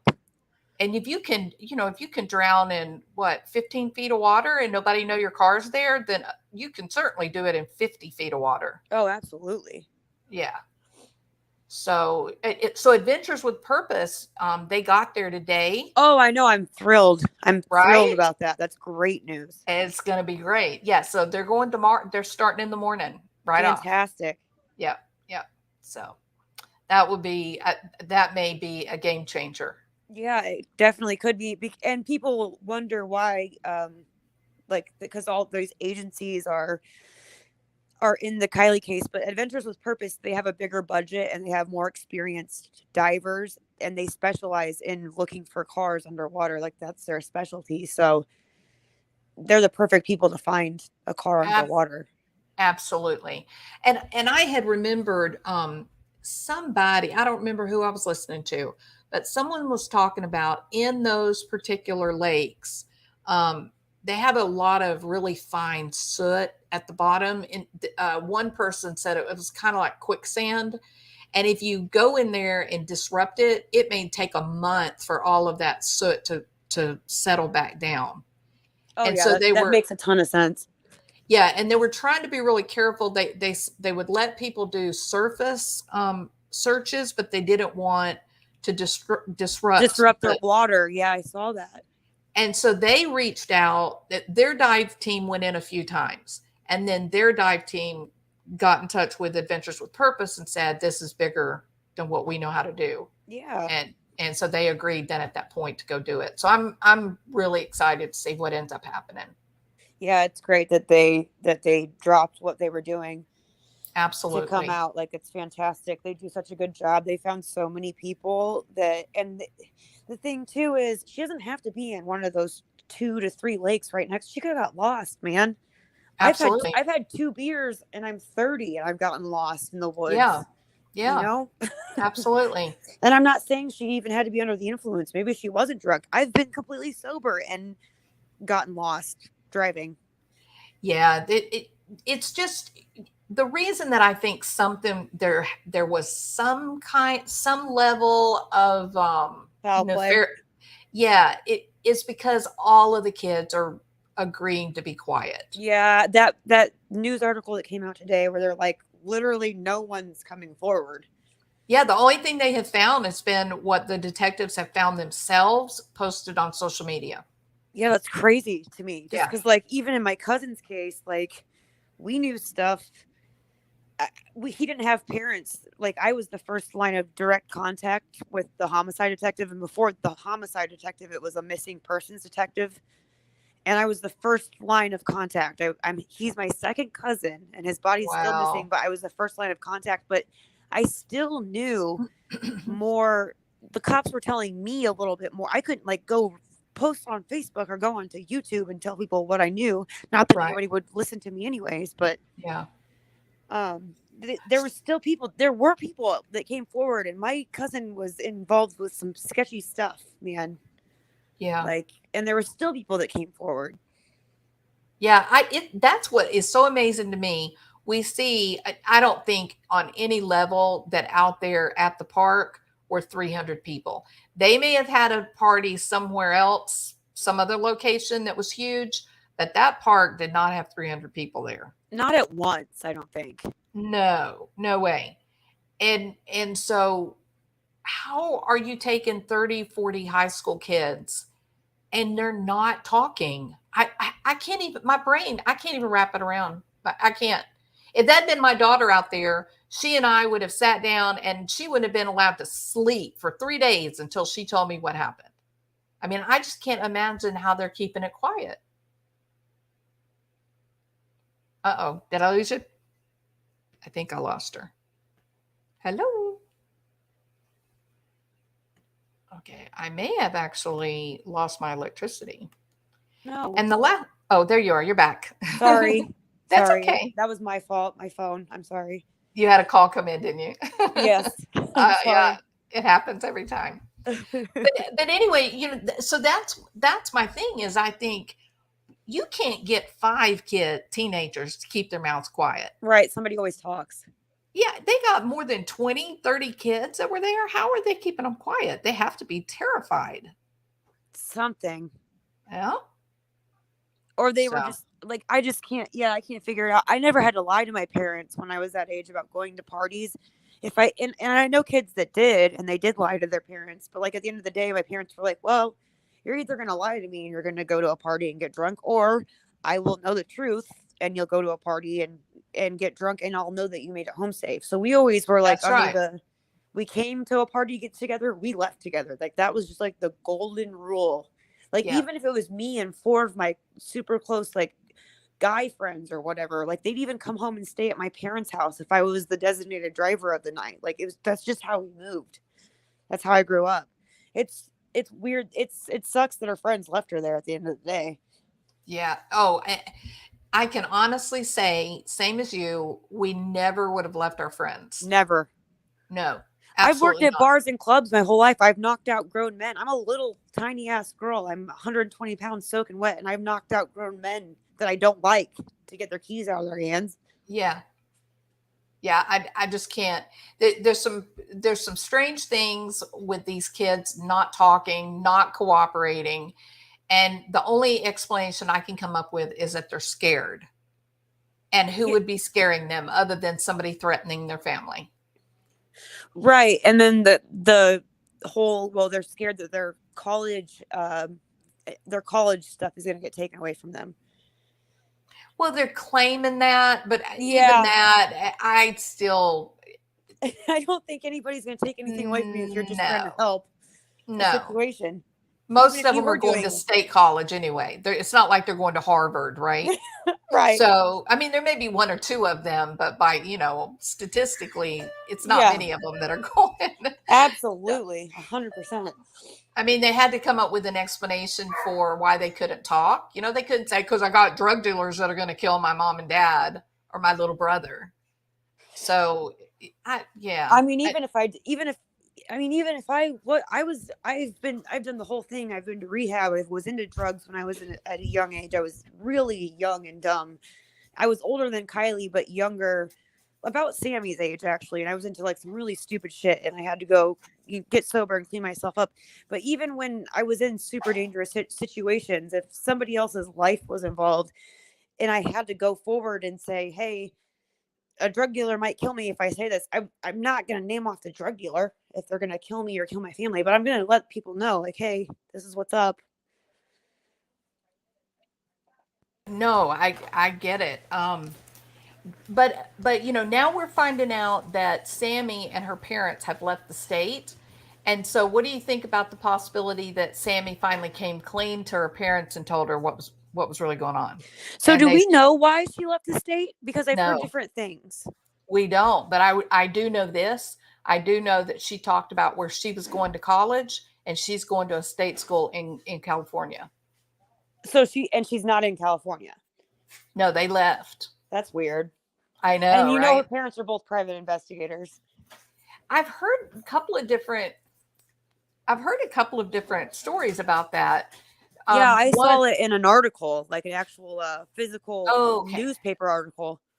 Because they said that maybe the mom was like a nurse practitioner, maybe. Oh, I didn't see that, but it's possible she was at some point. I saw that she was like an attorney, a lawyer, or worked for an attorney at some point in time, and then Okay. her and her husband have they do have ownership of a private investigation firm. Whether or not they're the actual PIs that are working cases right now, I don't. Wow. Nobody could say yes or no on that, but they do own a brick and mortar that is a PI investigation.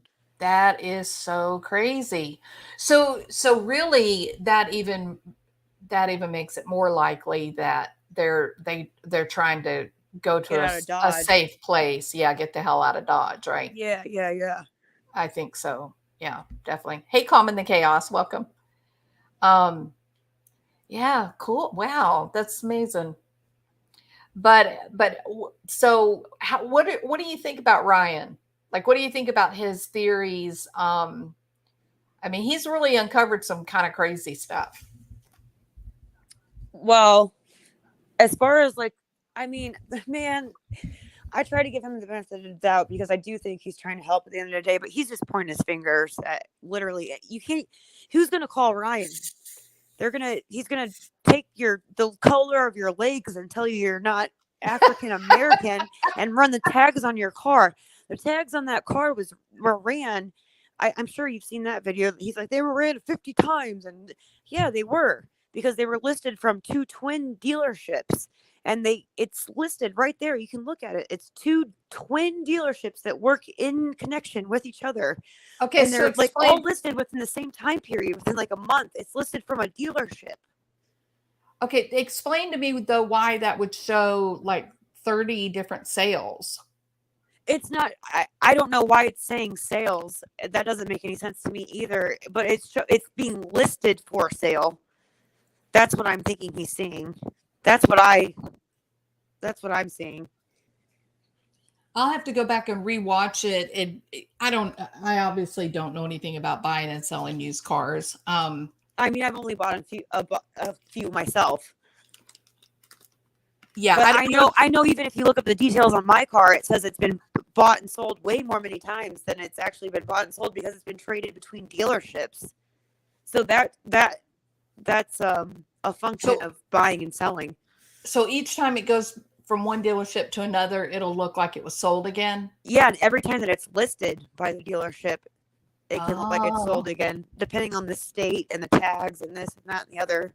Now, the Miro thing, I don't get. I don't understand why he's literally going to Icked Mel's stream and clicking on the Instagram, and then it's popping up the same Instagram. It says MIR or whatever. And that's weird. That's odd. That's odd. I can't really.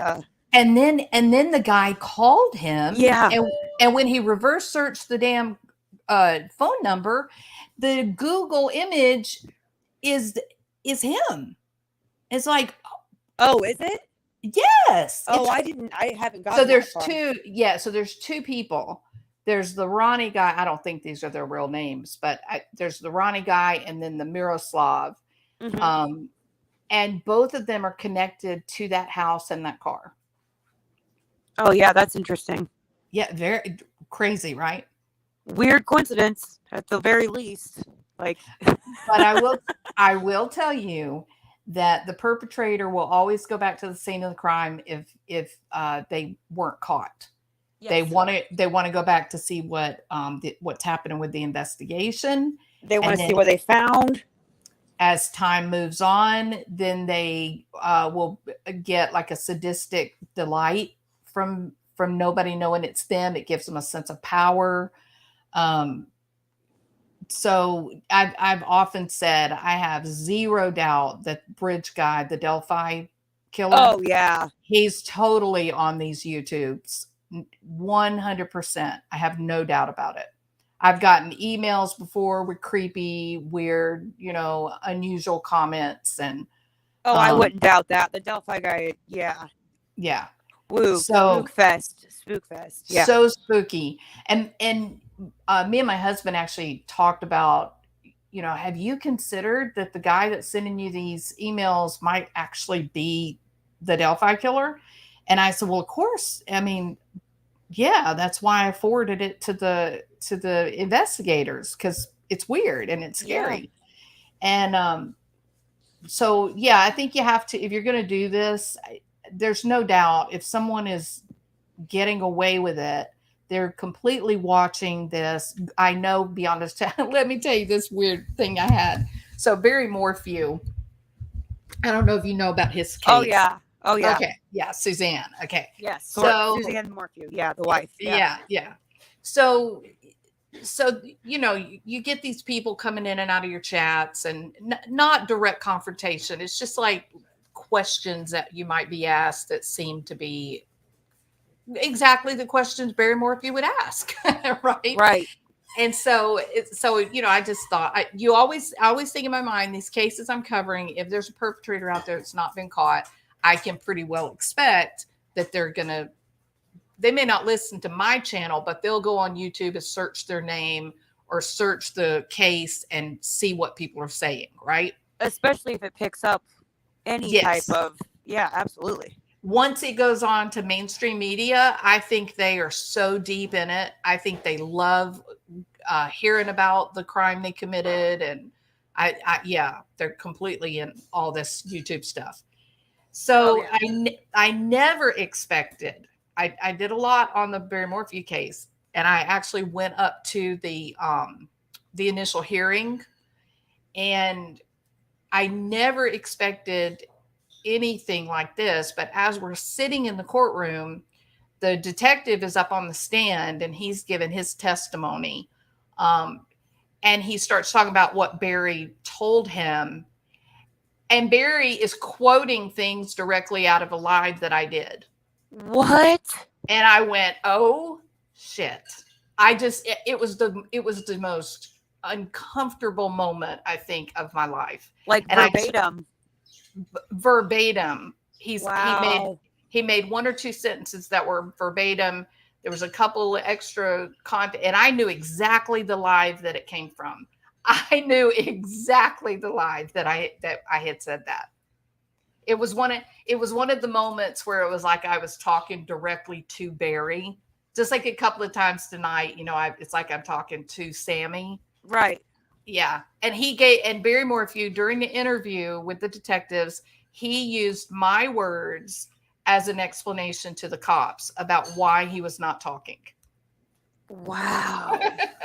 And it was just, I oh yeah, that would give me the heebie-jeebies. I had the heebie-jeebies. Yeah, totally. And my husband was like, "Are you sure you want to keep doing this?" Yeah, I don't blame him.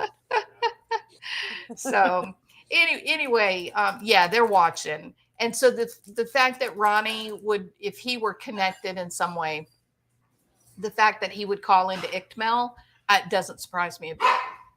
Not one bit. No, it doesn't surprise me either. But just to play devil's advocate, I don't think that he ever in a million years thought that the call was going to blow up. Or maybe like the case had blown up at that level, but not to the level, or at that point in time, but not to the level that it's blown up to now.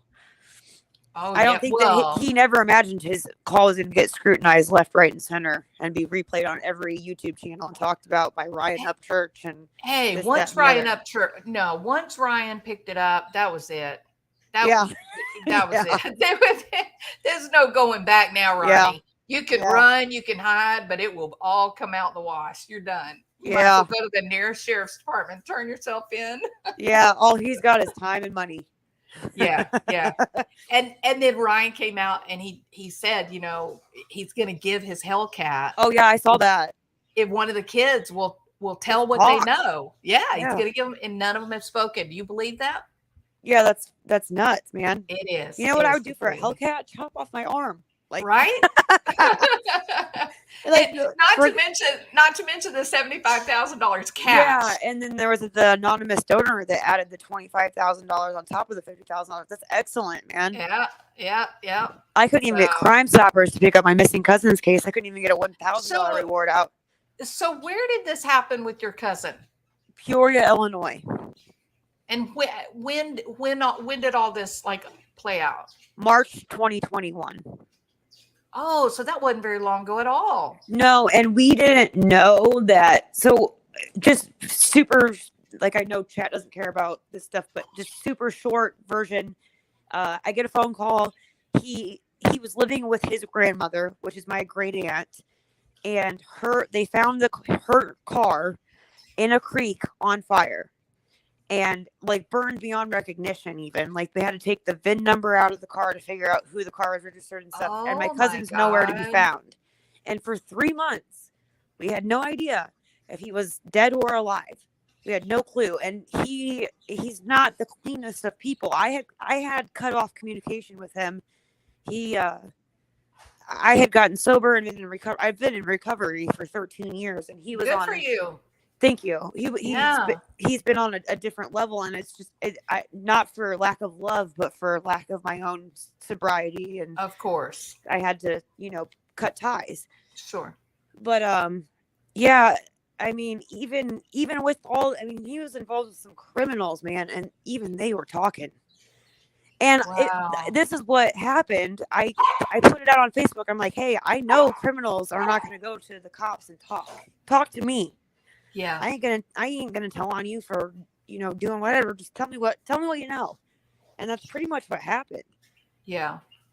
Wow. I mean, long story short, I have a subpoena to go to trial when his trial happens, and I have to show it's one person's message. It's the guy who did it, and he was so sloppy. Like the bullet casings, he shot and killed my cousin in a storage unit and left. There was so much blood in this kid who the storage unit was rented to, and that he let it run out of money so that the police could just open it up without even getting a warrant. Like it was you know what I'm saying? Like he let it lapse. He was making payments on it. Yeah. And there were blood and shell casings, and then they went to this kid's apartment, which he also wasn't paying rent at, so he got kicked out. There's shell casings that match. There's so much blood that my cousin's life, that like there's no reason to believe that he couldn't have sustained life with that much blood loss. Right. And then they have him the reason, and they had 5 people being like, he was here this day, and he was, but the reason they were able to tell where he was when he was because there was pictures of him. There's CCTV. There's pings from he was in trouble. He had an ankle bracelet around his ankle, like an ankle monitor from police. Yeah. So I mean, they couldn't take people's word for shit. It all had to be justified through pictures and coordinates from an ankle monitor and this, that, and the other. They never have found his body. They never have found his phone. Wow. And this kid's still sitting in jail, like literally still to this day. Like I was at a court date yesterday. He's still right now sitting in jail being like, no body, no crime. I'm going to get away with it. So he's pushing to go to trial. Oh yeah. He won't plea he won't plea. Sorry. I didn't cuss. He won't plea at all. That's crazy. It's insane. It's ridiculous. Do y'all have a court date?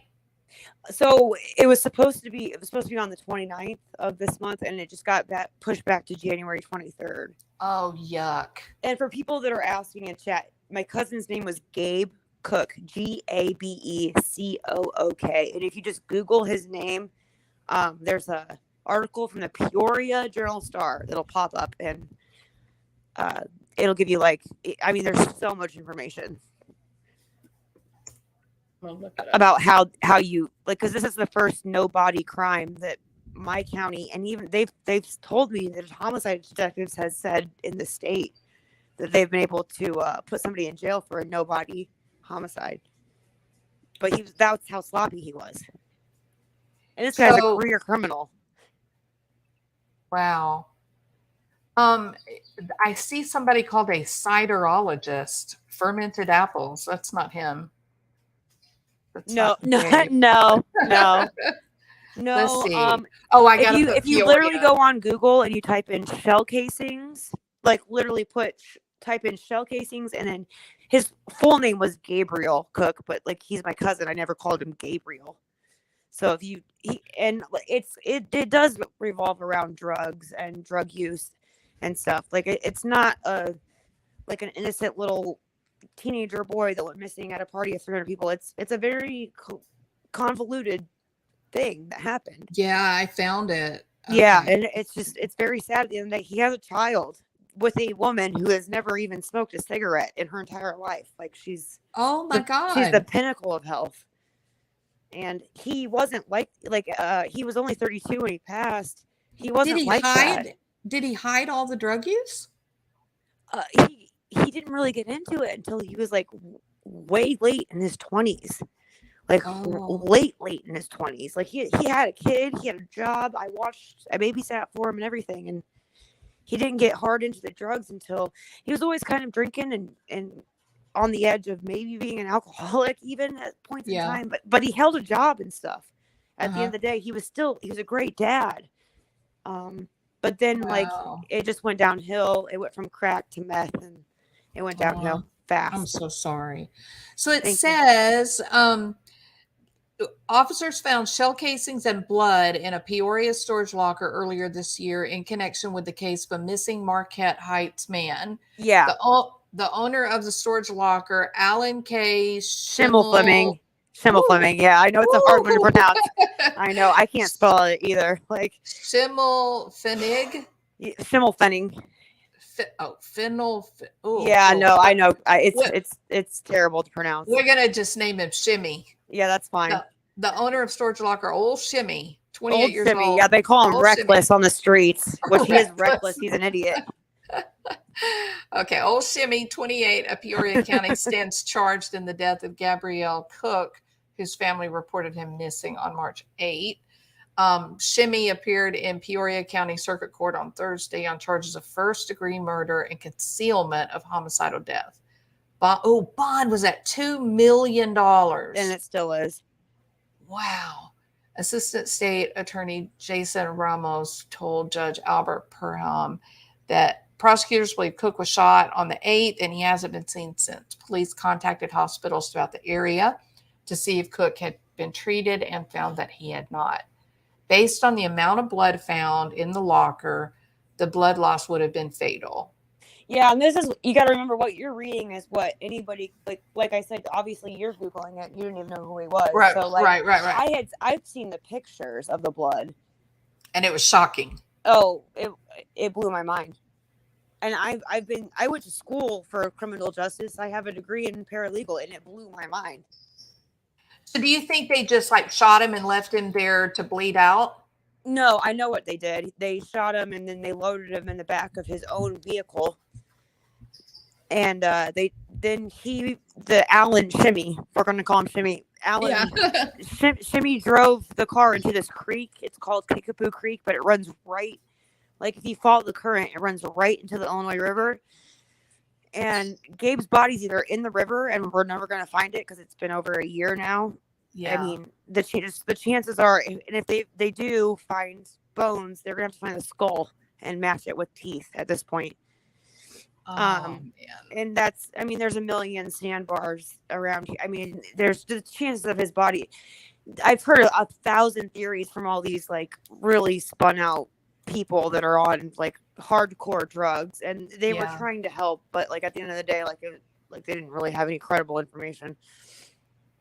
Wow. So I think he probably either is in the water, and the paper makes it very simple. It was a drug deal gone bad. That's definitely not what happened. This Shimmy guy was definitely paid to take my cousin out for other reasons that I won't even get into.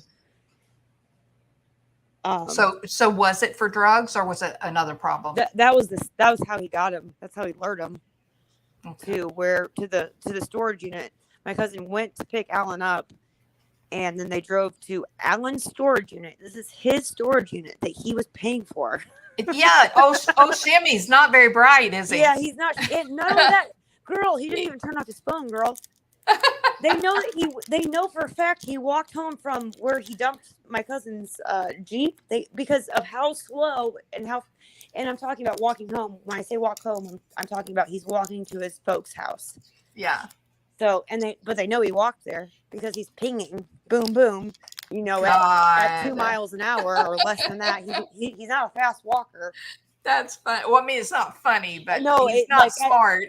It's like I'm just like it blows my mind. It's like, have you ever seen an episode of 48 Hours, dude? You're supposed to be like this hardcore criminal guy, and it's like you couldn't steal a cookie without grandma slapping your hand at this point. Like, I'm so glad he left that much evidence. We're blessed at this point. What sucks is we don't have the body. It's heartbreaking because he has a daughter. And they have the ping from the ankle bracelet. Yeah. I don't think Alan was aware that Gabe even had the ankle bracelet. It was a fairly new thing. Like, it just been put on him, and he was allowed to do whatever he wanted from like he basically had to be at the address, which was my granny aunt's house. Once again, he had to be there from 8 p.m. until 8 a.m. unless he was at work, which they knew where and the route that he would be taking to go to work, so on and so forth. So unless he had a third shift job, which he never did in the brief time amount that he had the ankle bracelet, then he had to be at this address, which was listed as his home. Yeah. Wow. That's a crazy story. Yeah. And Alan cut the ankle bracelet off of my cousin's dead body. He must have figured it out when he was loading the body up in the back of the Jeep. Yeah. And he threw it out the window. I mean, they found it. Wow. But he had his phone with him, so they knew. Yeah. Yep. He's going down. Oh, yeah. You know what's crazy, though, that I didn't know, even after like all the true crime stuff? This Alan guy, he did get back on Facebook after this stuff happened with my cousin, because people were like, he even admitted to me on Facebook Messenger. And I never knew who this kid was. I had never heard of him. He's a little bit younger than me and my cousin. Me and my cousin are like virtually the same exact age. So I had never heard of him, and I'm not in the drug game. Like I said, I've been out for a long time. So I don't know this person. But he admitted to me that he was with him. But I didn't realize, if you know how you can go into Facebook Messenger and you can unsend messages. I didn't know you could do that. Yeah, you can unsend messages, and it gives you the option unsend for myself or unsend for everyone, which means unsend for everybody that can see it, you and the other person or people talking, or just unsend for you. He went back, Alan Shimmy went back into his Facebook, unsent every message he had ever sent my cousin on Facebook, and then he deleted his Facebook. And so they sent out subpoenas to Facebook to try and get the Facebook information. And Facebook, and this has been not quite a year ago, but close at this point. And at that point in time, Facebook was like, when someone unsends a message and then they deactivate their own Facebook account for 30 days, we cannot see what they said. It's encrypted, it's gone, it's lost. So all the messages are lost forever. Forever. And I mean, maybe it's changed now, but like this was literally less than a year ago. I mean, this is like October of 2022. Wow. When they were subpoenaing Facebook for this information. Yeah. But it sounds like they have a lot of circumstantial. Oh yeah. No, they've got them. They've got them. That's good. That's great. Yeah. Yeah. I'm so sorry y'all had to go through that. That sounds horrible. Yeah. It's terrible. It's been a nightmare. I'm just ready for it to get over with. Oh, I know you are. So will you testify? I mean, is there information for you to talk about? And I noticed in this article too that there was a neighbor that thought that old Shimmy was acting very strange. Yes. Thank God. And she started taking photographs of him. She didn't like him, and she didn't like anybody. We true crime weirdos, we do help. No, like, she's awesome. At the end of the day, she has pictures of them loading this stolen dirt bike, which there's no proof to whether or not my cousin knew it was stolen or not. Maybe he did. Maybe he didn't. Shimmy had this stolen dirt bike at his apartment. It was his apartment for like 2 months, but his apartment, and this lady lived in the same apartment complex, and she was like, yeah, I don't like this guy. That was the first time she went straight to the cops. She's like, this is the first time I ever saw Gabe out there. I didn't know that was his name, but I noticed he was missing. I saw it on the news. Wow. And these are the pictures I have. And so they hemmed him up on burglary charges first. Yeah. Yeah, good on her. Good on her. She has several, and because of her, we know what he was wearing when he disappeared, because we didn't know. That is amazing. Yeah. So absolutely I have amazing. nothing but kind words. I haven't met her, but I would love to. Yeah.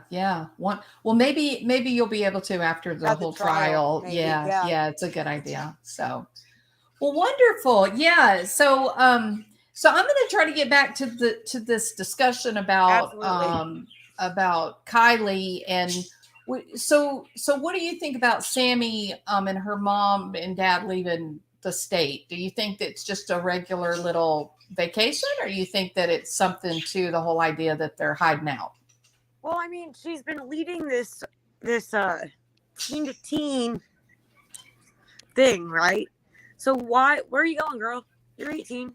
If your parents are going on vacation, there's nothing saying you have to go with them. See? Where are you going? Yeah. What you doing? Where are you going? What's up? You haven't shut up. And cool. Well, awesome. you want to know when she shut up? I'll tell you when she shut up. Yeah. So they somehow, one of those girls said that Kiely borrowed the black Lana Del Rey sweatshirt. Yes. Well, 5 or 6 days into this whole thing, the cops found something. The Odd Future. Yeah, and they found the white sweatshirt, right? And so when they came out and said, hey, she was wearing a white, we have video at the party that night wearing the Odd Future sweatshirt. That there were a couple of YouTubers trying to get her to do interviews at that time. And on that day, she tells them, I'm not doing any more interviews. The cops might have told her she couldn't do it anymore either. But they were going to ask her, hey, why don't you remember seeing her in the sweatshirt? Yeah, of course. They're going to be like, you lied to us. Why? Well, and even I've been to a million parties. I haven't been to California. I've never been to Truckee. I'm not speaking from that area. But I've been to million parties in cornfields. And I have been to parties in the mountains, in the middle of nowhere, in Tellico Plains, Tennessee, in the middle of nowhere. And a white sweatshirt. Yeah, I would remember. You could see it. Yeah. They had glow sticks out there. That's the thing. A white sweatshirt, that's going to stick out. And my friend goes missing the next day she's missing. I would remember that. If I was with her all night, which is what Sam says, I was with her all night. We separated for 10 minutes here and there. I was with her all night. Yeah. Oh, you don't remember her wearing a sweatshirt? I think as hell. I think she kept saying, we kept going back to the car. We were doing this. We were charging our phones. We were getting something to drink, because I think she's afraid that they're going to find the car and it's going to have her DNA in it. Oh, yeah. And that's an explanation. The parents or private investigators are like, yo, girl, if you were in that car. I mean, even if she doesn't have anything to do with it, cover your tracks. Her parents are going to be like, were you in her car? Wink, wink, Yeah. Well, I would like to know whose phone charger it was. I haven't heard her say it was my phone charger that we were using in Kiely's car, because. Oh, I think it was probably Kiely's.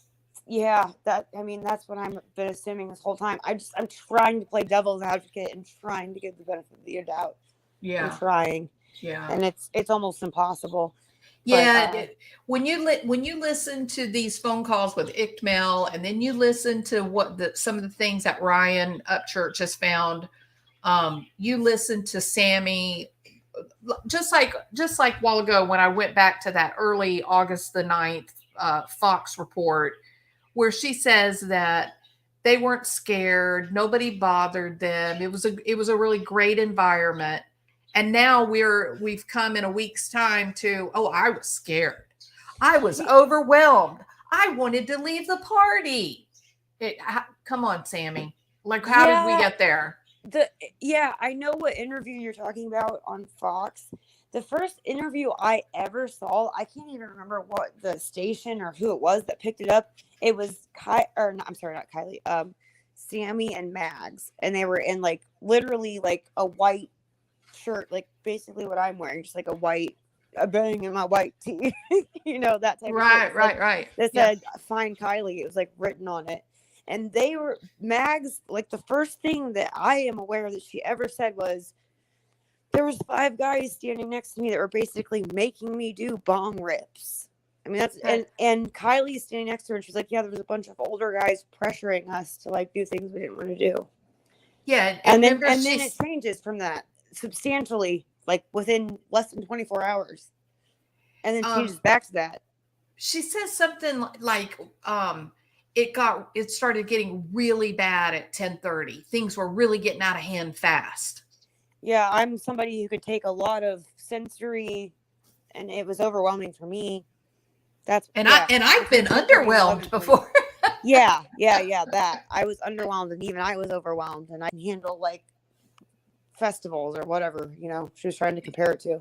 Yeah. So very, very, no, she's got some problems with her stories, and I wouldn't be surprised if her mom and dad are trying to get her to a safe place, Well, and just like here, like if you Google, because I have, and there are articles and she's spoken to these, credible people that are heads of newspapers, and you Google, why did Sammy leave Kylie at the party?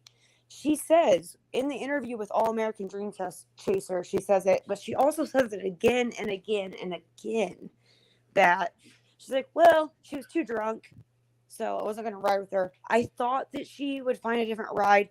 And then, like, if you Google it right now, if you Google, why did Sammy leave Kylie at the party? It'll say, she thought that Kylie was staying at the campground. Yeah. Girl, who was she staying there with? It says that in this article that I've got up. Let me see. Was it here? No. It said at the point when I left, I thought she was going to stay there, said Smith. With who? She says, at the point when I left, I thought she was going to stay there, said Smith, who departed the campground just a few minutes before Rodney was last seen.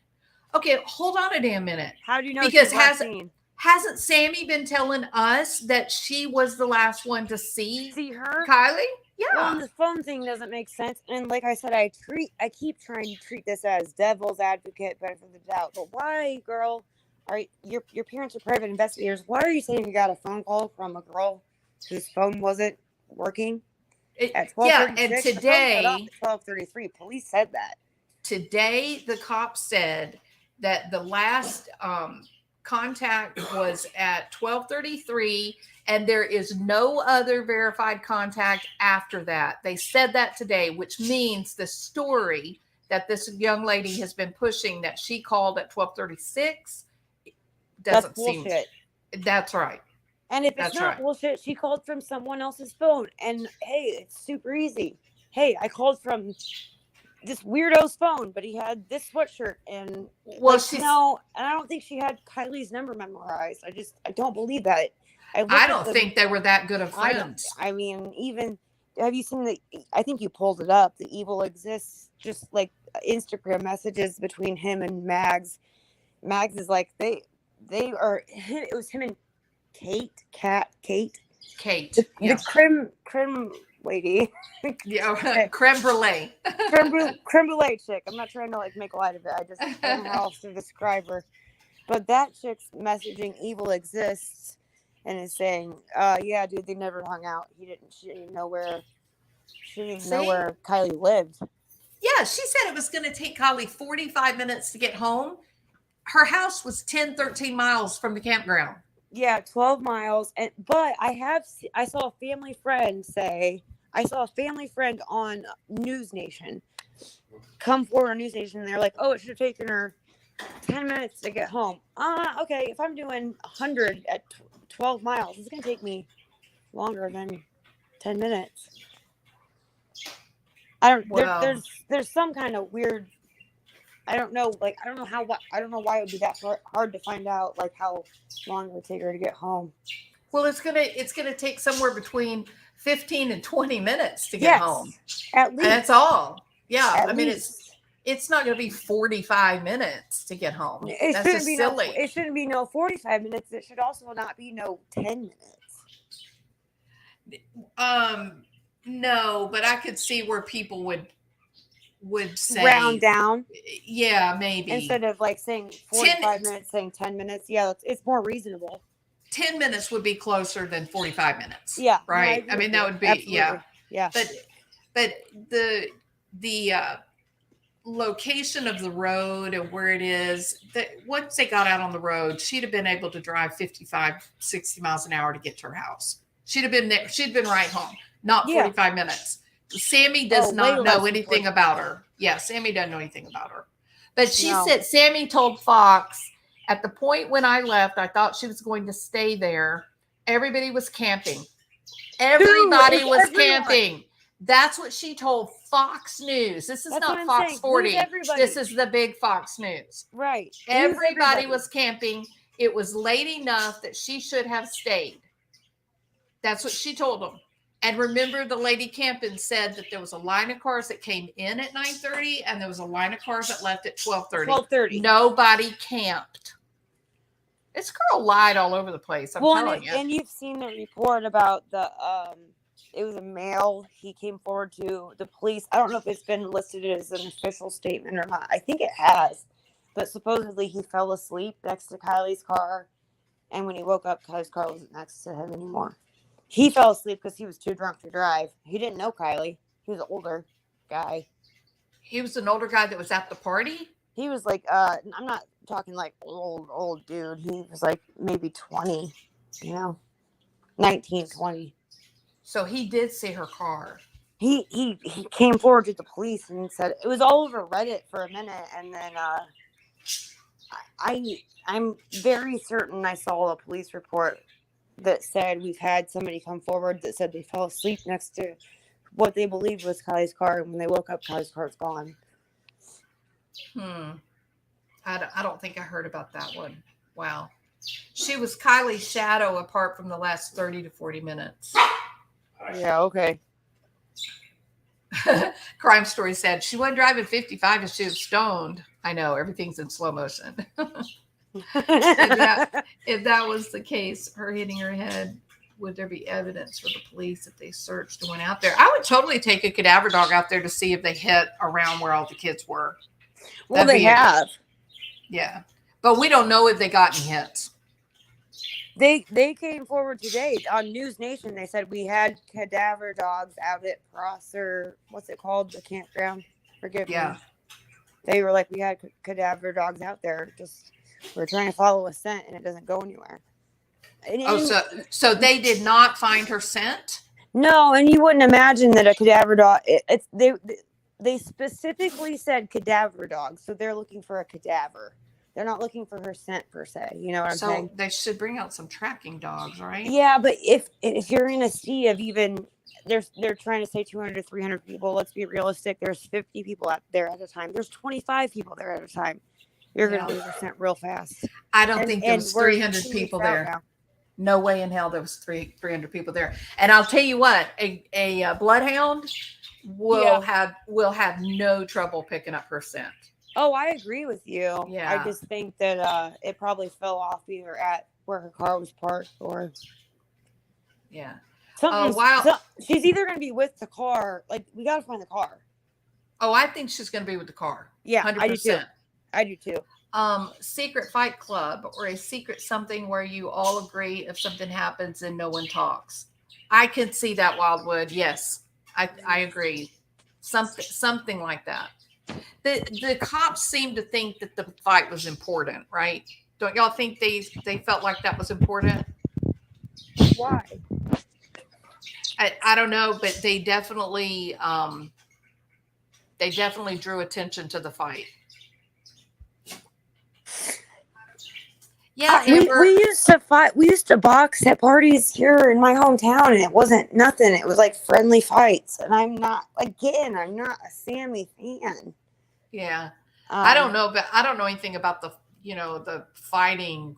I just think the reason that I think it could be important is, like I said, that she got hurt, that she accidentally maybe she fell, maybe she got hit in the temple. You can hit somebody very hard and kill them in Sure. the temple right there easily. Absolutely. People get hit with baseballs and die. Yeah. I mean, it happens. I don't think that's like the most likely scenario.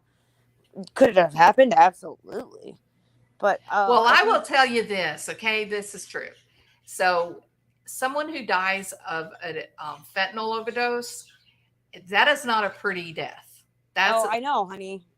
Right? You're talking to So, there would have been evidence left if that had happened, unless the evidence was in the car, unless she was in the car when it happened. Yeah. And then if the car's at the bottom of that 57 feet of water, then we'll have our answer in a few days. Or any water, because like I said, she could have got lost and turned around. She's 16. She hasn't had her license for long. At best, she's had her license for a year, and that's getting like the biggest benefit of the doubt. Right. So she's not the best driver. She's not the most experienced driver, and then add one beer. Yeah. You know. So Alaska, I saw that. Alaska said that Sammy has bruises, or she did in the first days, that she had bruises on her face and also on her arm at the crook of her elbow. Somebody had said that to me, and I went back and found a picture, and you could see it really clearly on her arm. Is it in a certain interview or a certain picture, so I can look it up after? Or do you recall, or does you can see it? Was it Jenna that said it? Jenny. Does Jenny know? No, it's Alaska. That's Alaska Bush. My bad. I'm sorry. Yeah. It was the the interview. The day they did the peer-to-peer truth telling, or whatever they call that. Teen bullshit. Teen to teen. Yeah. Yeah. She stood up and addressed the crowd that day. And I saw that. I didn't. You can see it really easy. I know what you're talking. I know the video you're referring to. Yeah. Yeah, you can see it really easy on that one if you can zoom in. Yeah, Does I've never know looked. where her mom last saw her physically.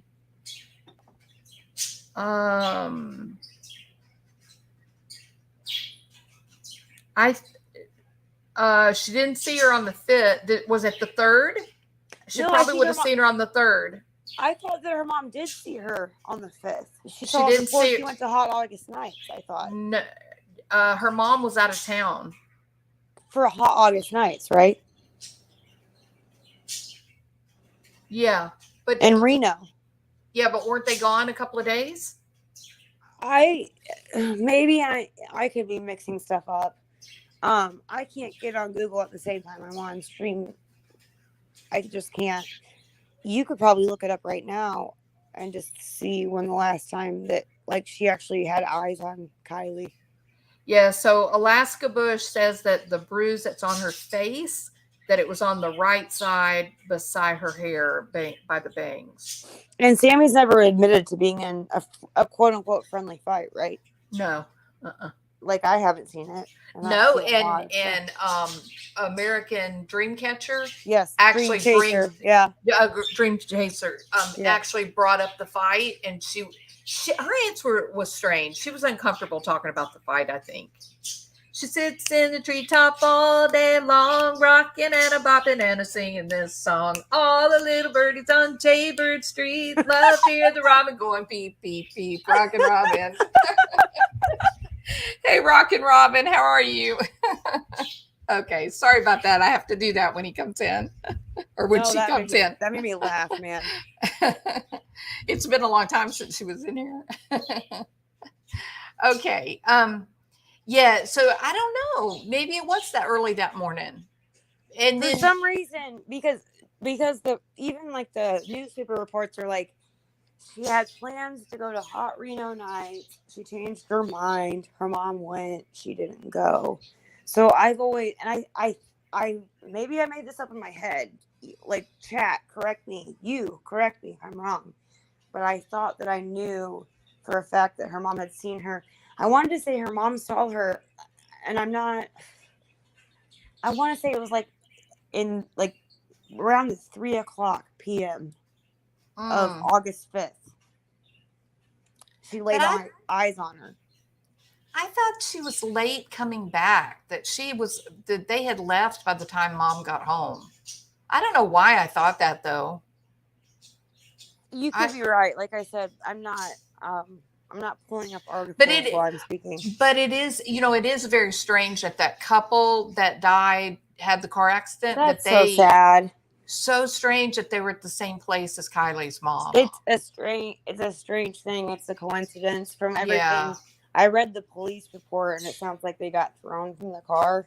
Yeah. Yeah. And so that's why they were found outside of the car. They were thrown from it. They were in a bad car accident. And listen, it took California Highway Patrol, and it's not as big as the Kiely case, but it's been blowing up. It's gotten, like I said, with the missing cousin thing, it's gotten more traction in more days than I could ever have dreamed of having on the eyes of my missing cousin. So, and it took California Highway Patrol. I don't know, but it was a week at least to find the car and them outside of it dead. And from everything I've read, like the press releases, it appears to have been a car accident. Which, it's sad. It's totally just super sad. Weird coincidence. Yeah. Super sad. Very, very strange coincidence for sure. Absolutely. Yeah. And it's almost, I'm glad that they, like, it's I've been in that area where you don't know if your friends and family are alive or dead. I've been there, and it is, like, for me at least, it was better to know, hey, my cousin is dead. We might never find his body, but he's dead, and I know he's dead. So if you listen to most people, that's what they say. They're like, well, the not knowing is like the worst part. Oh, absolutely. Yeah. Yeah. So the little girl, Montgomery, not Hannah Montgomery. Harmony. Yeah. Harmony Montgomery is very similar to your cousin. They have evidence that she passed away, but they haven't found her body. Oh, and those parents. Oh, right? Yeah. Yeah. Woo! It's pretty scary. I don't know how they got custody back. I've worked for DCFS. It's DCFS in Illinois. I interned with them, is what I should say. I didn't take a paying job with them.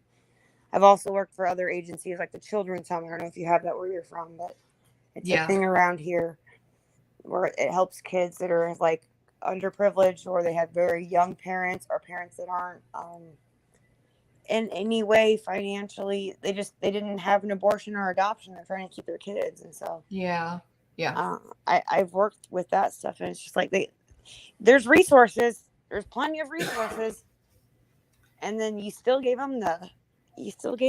I can't get past that. He deserves to get beat, tortured. He deserves to get tortured, in my opinion. And well, thank you so much, Gypsy, for coming up. I appreciate it so much. I appreciate you. I hope you'll come back up again another night. Absolutely. I've been live now for about 3 hours, so I've got to say goodnight. And you got to reel it in. Yeah, totally. I do. Yeah, it's absolutely. a long live. I appreciate you talking to me, and every chat I've been in has just been like, oh, this, that, and the other. Your chat's been super cool, super nice. I'm not watching it with an eagle eye, but chat's been super nice, super cool. So thank you so much. We're good on you for having such a good following, good honest people. We want to get to the bottom of things. Yeah, we try really hard to stay out of the whole drama, crazy and just not use crap. Cuss words. You can say whatever you want to say about me, but at the end of the day, what are you doing to resolve Kylie's case? You're not. Yeah. No, for sure. Yeah. So yeah, your chat's been awesome. You've been awesome. Thank you for talking to me for as long and as avidly. Thank you for looking at my cousin's case. That No, means so much to me. and Like, I from was the gonna, I bottom was of my gonna heart. say, I was gonna say, keep us updated about what's happening Is with your the whole Instagram the case. same as your YouTube? I don't have a real Instagram. Do you have Twitter? I do have Twitter. But it's not my name. Hold on, and I'll give you the Twitter link. Can you put it in private chat? I can, sure. Yeah. So, and I will keep you updated on my cousin's case. I'll just Yeah, and then I'll send you an email or whatever. When it's getting close to when y'all are getting ready to go to trial, yeah, then let me know and we can actually cover it on the channel. Oh, that would be incredible, awesome, fantastic. I wish. Even if we had 2 people watch, even if we had 2 people watching, it would make my day. Oh no, we would have more people. Yeah, I'm just saying, like, it would make my whole everything. I wish that they would even maybe have a recording of it. Okay, did you see it in the private chat? I am headed there right now. Yep, I'm screenshotting it right now. Okay. And that's your Twitter, correct? That's Twitter, yeah. Okay, cool. Yep. Got you. Yeah. All right. Thank you so much for everything. It's great to meet you, Gypsy Great Sapphire. to meet you, babe. Great to meet you. All right, you have a good evening. You too. Bye-bye. Bye, honey. All right, peeps. Well, we took a bit of a a little side trip, but we did stay well within the reins of true crime. And how interesting is that they've got a first-degree murder case with her cousin based on the shell casings and the amount of blood that was left in the storage bin. It's going to be a really interesting court case. So, getting back to Kiely and Sammy and Ryan Upchurch, I think that we have to be really careful holding Ryan to a different standard than you would hold others. I think he's sort of playing out live his process of elimination and how he's investigating and learning information that he can learn. And he may run across something that he realizes, oh, I misjudged part A, so I need to redo that and move it to part B. So just because he may get 1 or 2 things that he finds out is not accurate doesn't mean that his other ideas and connections are wrong. I don't care what anybody says. The connection that was made between Google Earth and Miro and Ronnie is just crazy. I mean, I am 100% convinced that whomever Ronnie is, we don't know who he is, okay? But whomever he is, whomever Miro is, somehow they are of the, criminal element, and somehow they had some kind of interest in Kiely. We don't really know how, but definitely we got it. Thank you, Gypsy. No, I really appreciate you coming up on panel. I thoroughly enjoyed visiting with you. I hope you'll subscribe and come back again. That's when his cousins say they left. Yeah, the timeline is all wonky, Donna. The timeline from what Ronnie says to Icked Mel just does not match up with the current timeline by Sammy nor the old timeline by Sammy. It's weird. They all say the same facts, but then when you hold them to it, then they go, oh yeah, well, I didn't really mean that because I can see that's not going to work with what the other one said. So absolutely, Gypsy. No, you're always welcome. I think Ryan needs, okay, Rockin' Robin. I got 2 words for you. Alex Jones, $50 million. Is that what you're talking about?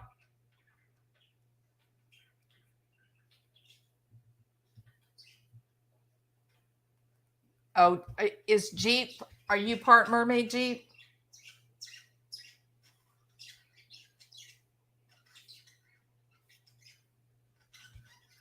AJ, last night on Aaron Mole's. Oh, I love Aaron Mole. Yeah, I just recently started watching his channel. Someone in comments leaked Ronnie's last name that Upchurch has never released. Did they know who did it? Who's the person that released it, AJ? I know, Denise. It's like, what? You're changing your story again? I don't know how long you've been here, Denise. Did you see the article that I read from August the 9th?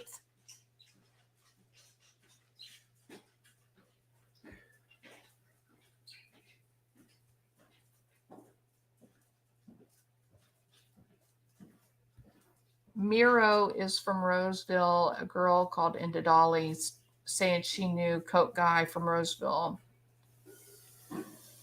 Wow.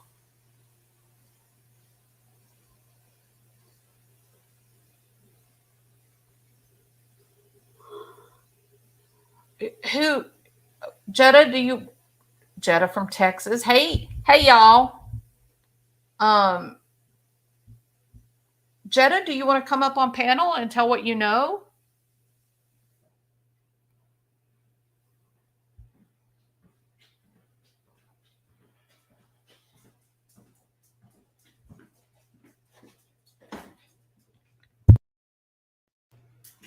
Okay, so let me just read you, Denise.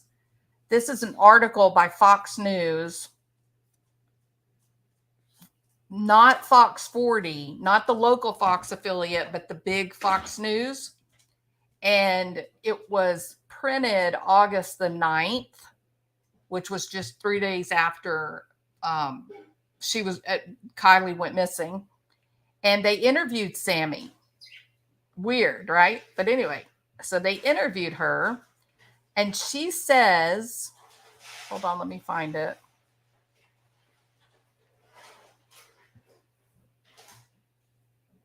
She says, Kiely had enough drinks to become drunk, according to Sammy, who added that she did not believe the teen Kiely would have driven under those circumstances. And then this is Sammy's direct quotes.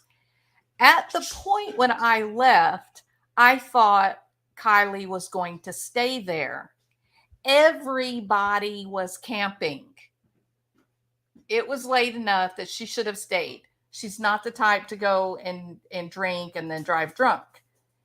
And then she went on to say, she said, Kiely's mother said that her daughter texted her around 12:15 Saturday and said that she was heading home. The family lives approximately 10 miles from the campground. Sammy, 18, said that there were plenty of attendees whom she had not previously met, but none were suspicious, gave unwanted attention, or followed the pair around. She said she did not notice anyone much older, and that the party consisted mostly of teenagers and recent graduates and some college students. Now, how's that for some whiplash? How is that for some whiplash? This girl, I couldn't believe it when I found that article. Couldn't believe it.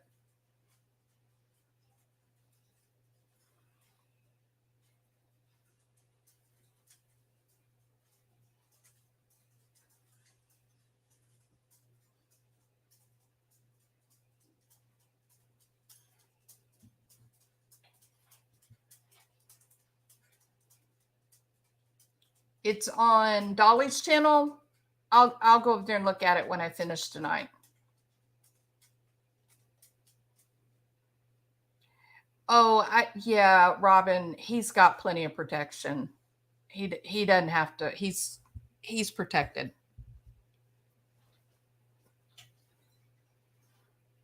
Yeah, crazy, right, Denise? The poor girl is just, she has told so many different stories. Yeah.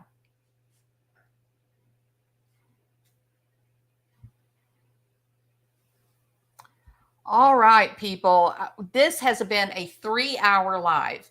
If I go much longer, I'm not going to have any way that I can go back in and like add in, like the final plates to click on another video or anything like that. So thank you guys for being here. I really appreciate it. I really wanted to do this. This tomorrow, there'll be the next video. I'm going to go through Icked Mel's telephone call with Ronnie, and I'm going to give my reaction to what Ronnie says. And we'll see. We'll compare it to what Ryan has been saying. I agree with some of the stuff that Ryan's come up with. I think it's amazing. And then there's some other things that I feel it just maybe he needs to walk it back a little bit and do a little bit more investigating. I really, Brittany, I really, really wish that someone could come up on panel tomorrow and teach me about the whole tags. How do you know it's being sold? What would explain a tag that's got 30 listings? Like, I wish somebody could come up on channel and talk about that tomorrow. That's something that's so far outside of my knowledge base. I don't have, any idea. Jenny, can you play the video with the shadow? You know what, Jenny? I'll do that. That'll be the first thing I play tomorrow, okay? Because I'm right at 2 hours and 56 minutes. So I need to be off of here before it rolls over to 3 hours. But thank you so much for your super chat. Promise you that will be the very first video that I put up, is the one that plays the shadow, shows his knees, and we'll, have that conversation, whether it's, a black guy or a white guy or a Czechoslovakian guy. It's an international drug ring that Ryan has uncovered. Okay. Thank you guys for being here. I had a great time tonight. There is so much information to talk about in this case. It is very difficult to keep it streamlined and not kind of, go off the rails. So you guys are very nice. I appreciate it so much. If you haven't already subscribed, I hope you will. At the very least, can you do a thumbs up? Because I am romancing the algorithm. Yes, trying to make the algorithm fall in love. I think I have its attention, but he hasn't yet fallen in love. So we're working on it. Okay. All right. Appreciate you. As always, please leave a comment below the video and just let me know what you think about it. If you had fun tonight, if it was good, and you have anything you want me to talk about tomorrow, specifically related to Kiely, and all of the drama that now surrounds the Kiely Rodni case. Thank y'all for being here. Subscribe. Hit the thumbs up, leave a comment below, and the algorithm is going to give me a big old fat diamond ring. All right. I'll see y'all tomorrow. Bye. Y'all have a good evening.